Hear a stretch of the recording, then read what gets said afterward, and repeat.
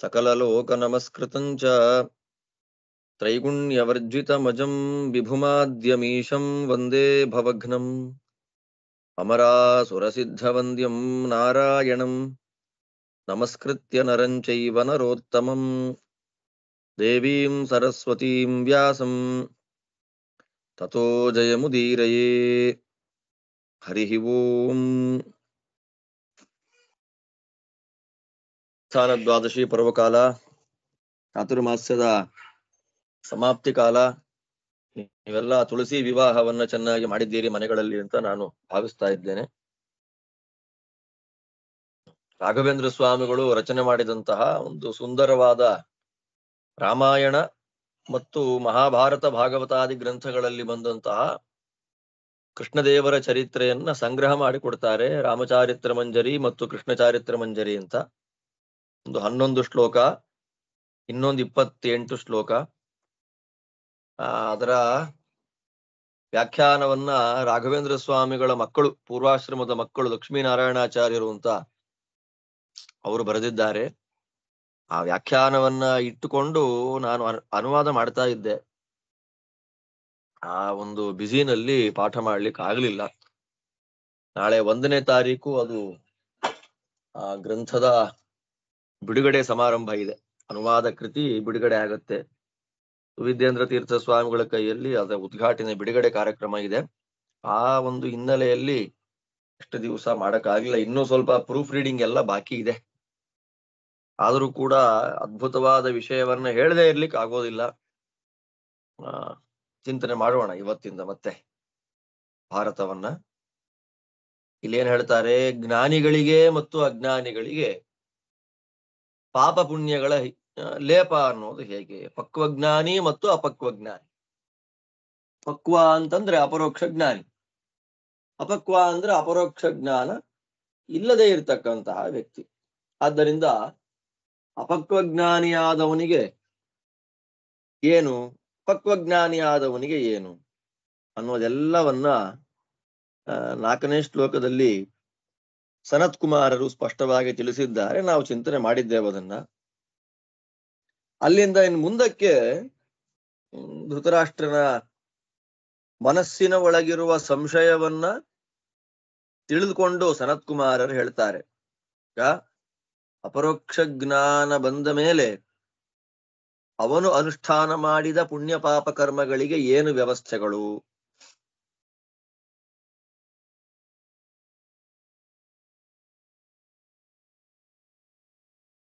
ಅನ್ನೋದನ್ನ ಹೇಳ್ತಾರೆ. ಅಂದ್ರೆ ಅಪರೋಕ್ಷ ಜ್ಞಾನಿ ಸಾಧಕ ಅಲ್ಲ, ಸಿದ್ಧ. ಅಪರೋಕ್ಷ ಜ್ಞಾನವನ್ನ ಪಡೆದವನು, ಅವನು ಅನುಷ್ಠಾನ, ಅವನು ಒಂದು ಪುಣ್ಯಕರ್ಮವನ್ನ ಮಾಡ್ತಾನೆ, ಇನ್ನೊಂದು ಪಾಪಕರ್ಮವನ್ನ ಮಾಡ್ತಾನೆ. ಅದರಿಂದ ಅವನಿಗೇನ್ ಫಲ ಇದೆ? ಯಾಕೆ ಅಂತಂದ್ರೆ ಅಪಕ್ವಜ್ಞಾನಿ ಅವನು ಪುಣ್ಯ ಮಾಡಿದ್ರೆ ಸ್ವರ್ಗ, ಪಾಪ ಮಾಡಿದ್ರೆ ನರಕ ಅಂತ ಹೇಳಿದ್ರು. ಹಾಗೆ ಇವನಿಗೂ ಹಾಗೆ ಇದೆಯಾ ಅಂತ ಅನ್ನೋದನ್ನ ಪ್ರಶ್ನೆ ಬಂದ್ರೆ ಅದಕ್ಕೆ ಮತ್ತೆ ತಿಳಿಸಿಕೊಡ್ತಾರೆ.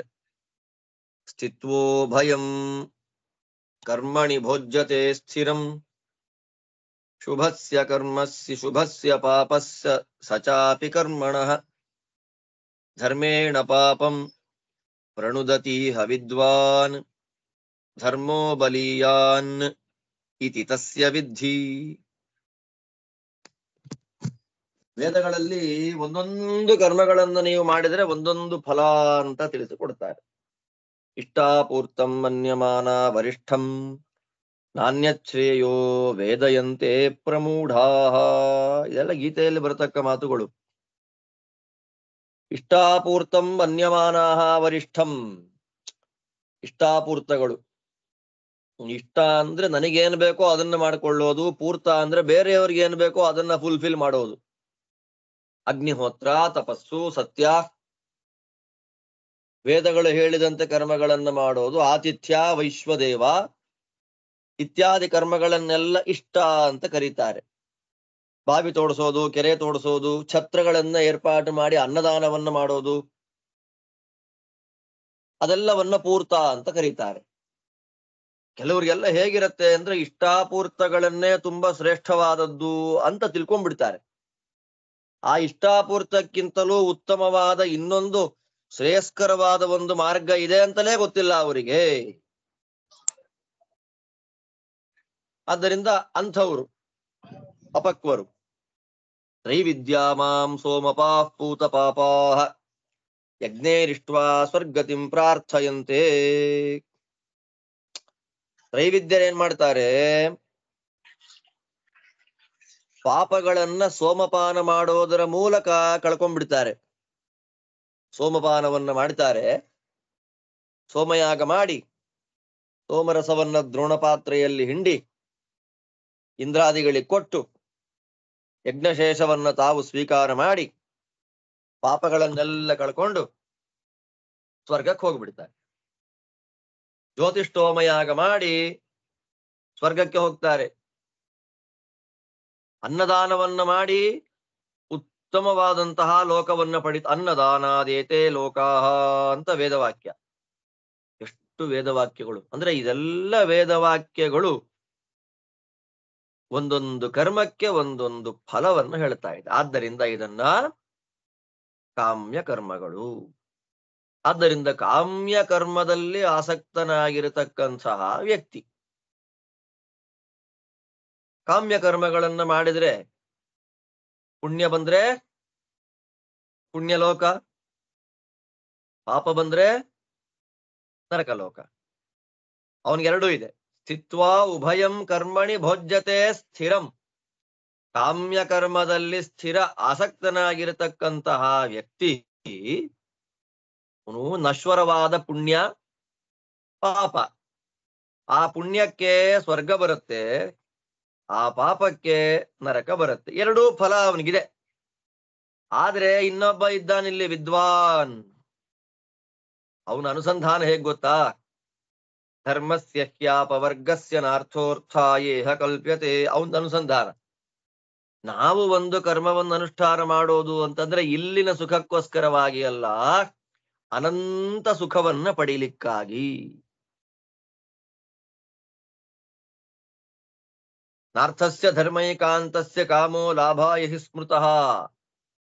ದುಡ್ಡಿಗೋಸ್ಕರವಾಗಿ ಕರ್ಮ ಅಲ್ಲ, ಯಾವುದೋ ನಶ್ವರವಾದ ಫಲಕ್ಕೋಸ್ಕರವಾಗಿ ಧರ್ಮಗಳನ್ನ ಮಾಡೋದಲ್ಲ. ಭಗವಂತನ ಅನುಗ್ರಹ ಆಯಿತು, ತತ್ವಜ್ಞಾನ ಬಂತು, ಆ ಕರ್ಮವನ್ನ ಮಾಡಿದ್ದಕ್ಕೆ ಸಾರ್ಥ. ಹೇಳಿದ್ರಲ್ಲ, ಕರ್ಮಣ ಜ್ಞಾನ ಮಾತನೋತಿ. ಕರ್ಮದಿಂದ ಜ್ಞಾನ, ಜ್ಞಾನದಿಂದ ಭಕ್ತಿ, ಭಕ್ತಿಯಿಂದ ಪ್ರಸಾದ, ಅಲ್ಲಿಂದ ಮೋಕ್ಷ. ಆದ್ದರಿಂದ ಅವರ ಅನುಷ್ಠಾನ ಹೇಗಿರುತ್ತೆ ಅಂದ್ರೆ ಭಾಗವತಾದಿ ಗ್ರಂಥಗಳಲ್ಲಿ ಹೇಳಿದ ಹಾಗೆ ವಾಸುದೇವ ಪರಾಮಖ. ಯಜ್ಞಗಳನ್ನ ಮಾಡ್ತಾರೆ, ಅವ್ರ ಯಜ್ಞಗಳನ್ನ ಬಿಟ್ಟು ಬಿಡೋದಿಲ್ಲ, ಸುಮ್ನೆ ಕೂತ್ಕೊಳ್ಳೋದಿಲ್ಲ. ಜ್ಞಾನಿಗಳು ಯಜ್ಞಯಾಗಾದಿಗಳನ್ನ ಮಾಡ್ತಾರೆ. ಮಾಡುವಾಗ ಎಲ್ಲ ಭಗವಂತನ ಪರ. ಅವರ ಅನುಸಂಧಾನ ಮಾತ್ರ ಹಾಗಿರುತ್ತೆ. ಕೃಷ್ಣ ಅದಂತಾನೆ ಹೇಳಿದ್ದು, ನೀನ್ ಕರ್ಮ ಮಾಡಯ್ಯ, ಮಾಡಿದ್ದೆಲ್ಲ ನನಗೆ ಸಮರ್ಪಣೆ ಮಾಡಿಬಿಡು. ಕರ್ಮ ಮಾಡದೇ ಇರ್ಲಿಕ್ಕಾಗೋದಿಲ್ಲ, ನಾನೇನು ಮಾಡಲ್ಲ ಅಂತ ಕೂತ್ಕೊಳ್ಲಿಕ್ಕಾಗೋದಿಲ್ಲ. ಮಾಡಿಬಿಟ್ರೆ ನಶ್ವರವಾದ ಪುಣ್ಯ ಪಾಪಗಳು ಬರ್ಬೇಕಾಗತ್ತೆ. ಸಾಧನೆ ಹೇಗಾಗೋದು ಅಂದ್ರೆ ಕೃಷ್ಣ ಕೊಟ್ಟ ದೊಡ್ಡ ಉಪಾಯ, ಕಾಮ್ಯಕರ್ಮವನ್ನ ಮಾಡಬೇಡ, ನೀನು ಮಾಡಿದ್ದೆಲ್ಲ ವಿಷ್ಮರ್ಪಣ ಬುದ್ಧಿಯಿಂದ ಮಾಡಿಬಿಡು. ವೇದೋಕ್ತವಾದ ಸಕಲ ಸತ್ಕರ್ಮಗಳನ್ನು ಭಗವಂತನಿಗೆ ಅರ್ಪಣೆ ಮಾಡು. ಅರ್ಪಣೆ ಮಾಡೋದಾದ್ರೆ ತತ್ವಜ್ಞಾನ ಇದೆ ಅಂತ ಅರ್ಥ. ಎಲ್ಲ ಕರ್ಮಗಳನ್ನ ಶ್ರೀಹರಿ ಪ್ರೀತ್ಯರ್ಥವಾಗಿ ನಾವು ಮಾಡ್ತೀವಿ ಅಂತಂದ್ರೆ ತಿಳ್ಕೊಂಡು ಮಾಡ್ತಾ ಇದ್ದೇವೆ, ಜ್ಞಾನ ಇಟ್ಟುಕೊಂಡು ಮಾಡ್ತಾ ಇದ್ದೇವೆ ಅಂತ ಅರ್ಥ. ಹಾಗೆ 100% ಮಾಡತಕ್ಕಂಥವ್ರು ಅಪರೋಕ್ಷ ಜ್ಞಾನಿಗಳು. ಅವ್ರು ಏನ್ ಮಾಡ್ತಾರೆ ಗೊತ್ತಾ? ಈ ರೀತಿಯಾದ ಧರ್ಮವನ್ನ ಅನುಷ್ಠಾನ ಮಾಡೋದ್ರಿಂದ ಪೂರ್ವಾರ್ಜಿತವಾದ ಪಾಪಗಳನ್ನೆಲ್ಲ ಕಳ್ಕೊಂಡ್ಬಿಡ್ತಾರೆ. ಎಷ್ಟು ಬಲ! ವಿಷ್ಣು ಪ್ರೀತ್ಯರ್ಥವಾಗಿ ನಾವು ಕರ್ಮಗಳನ್ನ ಮಾಡಿದ್ರೆ ಆ ಕರ್ಮಕ್ಕೆ ಎಷ್ಟು ಬಲ ಅಂದ್ರೆ ನಮ್ಮ ಪಾಪವನ್ನ ನಾಶ ಮಾಡಿಬಿಡತ್ತೆ. ಆದ್ದರಿಂದ ಕರ್ಮದಲ್ಲಿ ಆಸಕ್ತಿ ಇದೆ, ಆದ್ರೆ ಆ ಕರ್ಮದ ಫಲದ ಮೇಲೆ ಆಸಕ್ತಿ ಇಲ್ಲ ಅವರಿಗೆ. ಯಾರು ಫಲವನ್ನ ಅಪೇಕ್ಷೆ ಇಟ್ಟುಕೊಂಡು ಕರ್ಮ ಮಾಡ್ತಾರೆ ಅವರಿಗೆ ಪುಣ್ಯ ಪಾಪಗಳಿಗೆ ಸರಿಯಾಗಿ ಸ್ವರ್ಗ ನರಕಗಳು ಬರುತ್ತೆ. ಅದೇ ವಿಷ್ಮರ್ಪಣ ಬುದ್ಧಿಯಿಂದ ಕರ್ಮಗಳನ್ನ ಮಾಡುವ ಅಪರೋಕ್ಷ ಜ್ಞಾನಿಗಳಿಗೆ ಯಾವುದೇ ಫಲದ ಅಪೇಕ್ಷೆ ಇಲ್ಲ. ಆದ್ದರಿಂದ ಅವರ ಪುಣ್ಯ ಎಷ್ಟು ಬಲಶಾಲಿ ಬಲಿಷ್ಠ ಅಂತಂದ್ರೆ ಅನಿಷ್ಟಗಳನ್ನ ಕೊಡುವ ಪಾಪಗಳೆಲ್ಲ ಸುಟ್ಟು ಹೋಗುತ್ತೆ. ಎಷ್ಟು ಬಲ! ಆದ್ದರಿಂದ ನಾವು ಶ್ರೀಹರಿ ಪ್ರೀತ್ಯರ್ಥವಾಗಿ ಕರ್ಮಗಳನ್ನ ಅನುಷ್ಠಾನ ಮಾಡಬೇಕು. ಅಪರೋಕ್ಷ ಜ್ಞಾನ ಬಂದು ಬಿಟ್ಟಿದೆ ಅಂತ ಅರ್ಥ ಅಲ್ಲ. ಅಪರೋಕ್ಷ ಜ್ಞಾನದ ಸಾಧನೆಯಲ್ಲಿ ನಾವಿದ್ದೇವೆ. ಆದ್ದರಿಂದ ಅಪರೋಕ್ಷ ಜ್ಞಾನವನ್ನ ಪಡಿಬೇಕು ಅಂತ ಅಪೇಕ್ಷೆ ಇಟ್ಕೊಂಡಿದ್ದೇವೆ. ಆದ್ದರಿಂದ ನಾವು ಕೇವಲ ಶ್ರೀಹರಿ ಪ್ರೀತ್ಯರ್ಥವಾಗಿ ಕರ್ಮಾಚರಣೆ ಮಾಡಿದರೆ ತತ್ವಜ್ಞಾನ ಅಂತನ್ನೋದು ಬರುತ್ತೆ.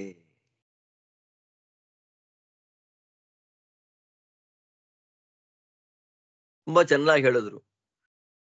ಇಷ್ಟು ಹೇಳಿದ ಮೇಲೆ ಧೃತರಾಷ್ಟ್ರನಿಗೊಂದು ಕ್ವಶನ್ ಬಂತು. ಕೇಳಲೇಬೇಕಾದ ಕ್ವಶನ್ ಅದು, ಸ್ಕಿಪ್ ಮಾಡೋ ಹಾಗೇ ಇಲ್ಲ, ಕೇಳೇ ಬಿಟ್ಟ. ಯಾನಿಹಾಹು ಸ್ವಸ್ಯ ಧರ್ಮಸ್ಯ ಲೋಕಾನ್ ದ್ವಿಜಾತೀನಾಂ ಪುಣ್ಯಕೃತಾಂ ಸನಾತನಾನ್ ತೇಷಾಂ ಕ್ರಮಾತ್ ಕಥಯ ತತೋಪಿ ಚಾನ್ಯಾನ್ ಏತದ್ವಿದ್ವನ್ ವೇತ್ತುಮಿಚ್ಛಾಮಿ ಕರ್ಮ.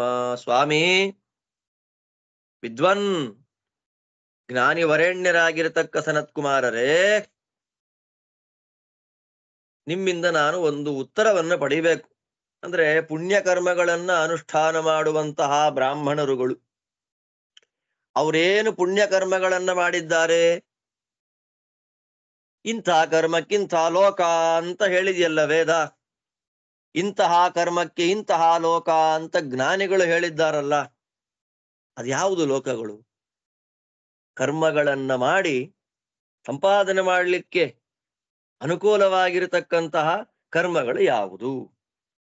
ಅಥವಾ ಅದಕ್ಕಿಂತಲೂ ಉತ್ತಮವಾದ ಲೋಕ ಏನಾದ್ರೂ ಇದ್ರೆ ಅದನ್ನು ಹೇಳಿ.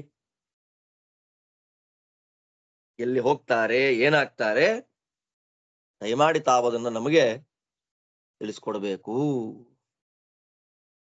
ಅಂತ ಹೇಳಿದ್ದಕ್ಕೆ ಸನತ್ ಕುಮಾರರು ಹೇಳ್ತಾರೆ, ತುಂಬಾ ಚೆನ್ನಾಗಿದೆ. ಯಾರಿಗೆ ಯಾವ ಕರ್ಮಗಳನ್ನ ಹೇಗೆ ಮಾಡಿದ್ರೆ ಯಾವ ರೀತಿಯಾದಂತಹ ಲೋಕ ಬರುತ್ತೆ. ಯೇಷಾಂ ಧರ್ಮೇಶು ವಿಸ್ಪರ್ಧಾ ಫಲೇ ಬಲವತಾಮಿವ ತೇ ಬ್ರಾಹ್ಮಣಾಃ ಇತಃ ಪ್ರೇತ್ಯ ಸ್ವರ್ಗೇ ಯಾಂತಿ ಪ್ರಕಾಶತಾಂ. ಯೇಷಾಂ, ಯಾರಿಗೆ ಯಾರಿಗೆ ಯಾರಿಗೆ ಯಾರಿಗೆ ಅಂತಂದ್ರೆ ಇಲ್ಲಿ ನಾವು ಕೇಳ್ಬೇಕು, ಯಾರಿಗೆ ಅಂತ ಕೇಳ್ಬೇಕು. ಯಾರಿಗೆ ಅಂದ್ರೆ ಕೆಲವರಿಗೆ ಕರ್ಮದ ಮೇಲೆ ಆಸಕ್ತಿ ಇರುತ್ತೆ. ಯಾವ ತರ ಆಸಕ್ತಿ? ಇದನ್ನು ಮಾಡಿದ್ರೆ ಇಂತಹ ಫಲ ಬರುತ್ತೆ, ಇಂತಹ ಕರ್ಮಗಳನ್ನ ಮಾಡಿಬಿಟ್ರೆ ಇಂತಹ ಶ್ರೇಷ್ಠವಾದ ಫಲವನ್ನ ಶಾಸ್ತ್ರಗಳಲ್ಲಿ ಹೇಳಿಬಿಟ್ಟಿದ್ದಾರೆ. ಅದು ನಿವೃತ್ತಿ ಧರ್ಮ ಅಲ್ಲ, ಪ್ರವೃತ್ತಿ ಧರ್ಮ. ನಮ್ಮ ಮನೆ ಹತ್ರ ಯಾವನೋ ಒಬ್ಬ ತುಂಬಾ ದಾನವನ್ನ ಮಾಡ್ತಾ ಇದ್ದಾನೆ. ನಾವು ಆಸ್ತಿಕರೇ, ದೇವರಲ್ಲಿ ನಂಬಿಕೆ ಇರೋರೇ, ಶಾಸ್ತ್ರದ ಮಾತನ್ನು ನಂಬುವಂತಹ ವ್ಯಕ್ತಿಗಳೇ. ಅವನು ದಾನ ಮಾಡೋದ್ರಿಂದ ವಿಶೇಷವಾದ ಪುಣ್ಯ ಬರುತ್ತೆ ಅವನಿಗೆ ಅನ್ನೋದನ್ನು ತಿಳ್ಕೊಂಡು ಅವನಿಗಿಂತ ಹೆಚ್ಚು ಅಧಿಕ ಪುಣ್ಯವನ್ನು ನಾನು ಸಂಪಾದನೆ ಮಾಡಬೇಕು ಅನ್ನೋ ಕಾಂಪಿಟೇಟಿವ್ ಮೈಂಡ್ ಇಂದ ಯಾರು ಧರ್ಮ ಕರ್ಮಗಳ ಅನುಷ್ಠಾನವನ್ನ ಮಾಡ್ತಾರೆ. ಚೆನ್ನಾಗಿದೆ ಇಲ್ಲಿ. ಹಾಗೆ ಬಲೇ ಬಲವತಾಮಿವ, ಒಬ್ಬ ರಾಜ ಇದ್ದಾನೆ, ಒಳ್ಳೆ ಬಲಶಾಲಿಯಾದ ರಾಜ. ಉದಾಹರಣೆ ಕೊಡ್ತಾರೆ. ಅವನನ್ನು ನೋಡಿ ಇನ್ನೊಬ್ಬ ರಾಜ ಅಂದ್ಕೊಳ್ತಾನೆ, ದುರ್ಬಲನಾದ ರಾಜ, ಶಕ್ತಿ ಇಲ್ಲ ಅವನಿಗೆ. ಶಕ್ತಿ ಇರುವಂತಹ ಬಲಶಾಲಿಯಾದ ರಾಜನ್ನ ನೋಡಿ ಅವನಿಗೆ, ನಾನು ಇವನಿಗಿಂತ ಬಲ ಸಂಪಾದನೆ ಮಾಡಿ ಇವನನ್ನ ಗೆದ್ದು ಇವನಿಗಿಂತ ಹೆಚ್ಚು ಸುಖವನ್ನು ನಾನು ಪಡೀಬೇಕು ಅಂತ ಆಸೆ ಇರುತ್ತಲ್ವಾ. ಬಲಶಾಲಿಯಾದ ಒಬ್ಬ ದೊಡ್ಡ ರಾಜನ್ನ ನೋಡಿ ಅವನಿಗಿಂತ ಅಧಿಕವಾದ ಬಲವನ್ನು ನಾನು ಸಂಪಾದನೆ ಮಾಡಿ ಆ ರಾಜನ್ನು ಸೋಲಿಸಿ ಯುದ್ಧದಲ್ಲಿ ಅವನು ಗೆದ್ದು ಅವನಿಗಿಂತ ಹೆಚ್ಚು ಬೆಳ್ಳಿ ಬಂಗಾರ ಸುಖ ಅನುಭವಿಸ್ಬೇಕು ಅಂತ ಆಸೆ ಇರುತ್ತಲ್ಲ ಅವನಿಗೆ. ಹಾಗೆ ವಿಸ್ಪರ್ಧಾ, ಕಾಂಪಿಟೇಷನ್. ಕಾಮ್ಯ ಕರ್ಮಗಳನ್ನ ಅನುಷ್ಠಾನ ಮಾಡುವಂತಹ ವಿಷಯದಲ್ಲಿ, ಫಲವನ್ನ ಎಕ್ಸ್ಪೆಕ್ಟ್ ಮಾಡಿಕೊಂಡು ಕರ್ಮಗಳನ್ನ ಮಾಡುವಂತಹ ವಿಷಯದಲ್ಲಿ ಕಾಂಪಿಟೇಷನ್ ಮಾಡತಕ್ಕಂತಹ ಬ್ರಾಹ್ಮಣರು ಇಲ್ಲಿಂದ ಭೂಮಿಯಿಂದ ಹೋಗ್ತಾರೆ ಮೇಲಕ್ಕೆ. ಹೇಗೆ ಹೋಗ್ತಾರೆ? ದೇಹತ್ಯಾಗ ಮಾಡ್ಕೊಂಡು ಸಾಯ್ತಾರೆ. ಸತ್ತ ಮೇಲೆ ಸ್ವರ್ಗಕ್ಕೆ ಹೋಗ್ತಾರೆ. ಸ್ವರ್ಗಕ್ಕೆ ಹೋಗಿ ಏನ್ ಮಾಡ್ತಾರಲ್ಲಿ? ಸ್ವರ್ಗೇಯಾಂತಿ ಪ್ರಕಾಶತಾಮ್ ಅಂತಾರೆ. ಪ್ರಕಾಶತಾಮ್, ಒಳ್ಳೆ ಅದ್ಭುತವಾದ ಐಶ್ವರ್ಯದಿಂದ ಕಾಂತಿ ಅಲ್ವಾ. ಅವನಿಗಿಂತ ಜಾಸ್ತಿ ಸುಖ ಬೇಕು ನನಗೆ ಅಂತ ಕಾಂಪಿಟೇಷನ್ ನಲ್ಲೇ ಮಾಡಿದ್ದಲ್ವಾ ಕರ್ಮಗಳನ್ನ. ಅವನಿಗಿಂತ ಹೆಚ್ಚು ಹಣ ಖರ್ಚು ಮಾಡಿದೆ, ಹೆಚ್ಚು ದಾನ, ಹೆಚ್ಚು ದಕ್ಷಿಣೆ, ಹೆಚ್ಚು ಅನ್ನದಾನ, ಹೆಚ್ಚು ಯಜ್ಞ, ಹೆಚ್ಚು ತೀರ್ಥಯಾತ್ರೆ, ಇದೆಲ್ಲವನ್ನು ಕಾಂಪಿಟೇಷನ್ ನಲ್ಲಿ ಇಟ್ಕೊಂಡೇ ಮೈಂಡ್ ಅಲ್ಲಿ ಮಾಡಿದ್ದಲ್ವಾ. ಅದಕ್ಕೆ ಅತ್ಯಧಿಕವಾದ ಸುಖವನ್ನ ಕೊಡ್ತಾನೆ ಭಗವಂತ ಸ್ವರ್ಗಲೋಕದಲ್ಲಿ ಅಂತವರಿಗೆ. ಒಳ್ಳೆ ಸುಖ, ಒಳ್ಳೆ ಭೋಗ, ಒಳ್ಳೆ ಪ್ರಕಾಶ, ಸುಖದ ಪ್ರಕಾಶ ಅವರಿಗೆ. ಸುಖದಿಂದ ಹೊಳಿತಾ ಇರ್ತಾರೆ ಸ್ವರ್ಗದಲ್ಲಿ. ಇದ್ಯಾರು? ಕಾಮ್ಯ ಕರ್ಮಗಳ ಅನುಷ್ಠಾನವನ್ನ ಮಾಡತಕ್ಕಂತಹ ವ್ಯಕ್ತಿಗಳು.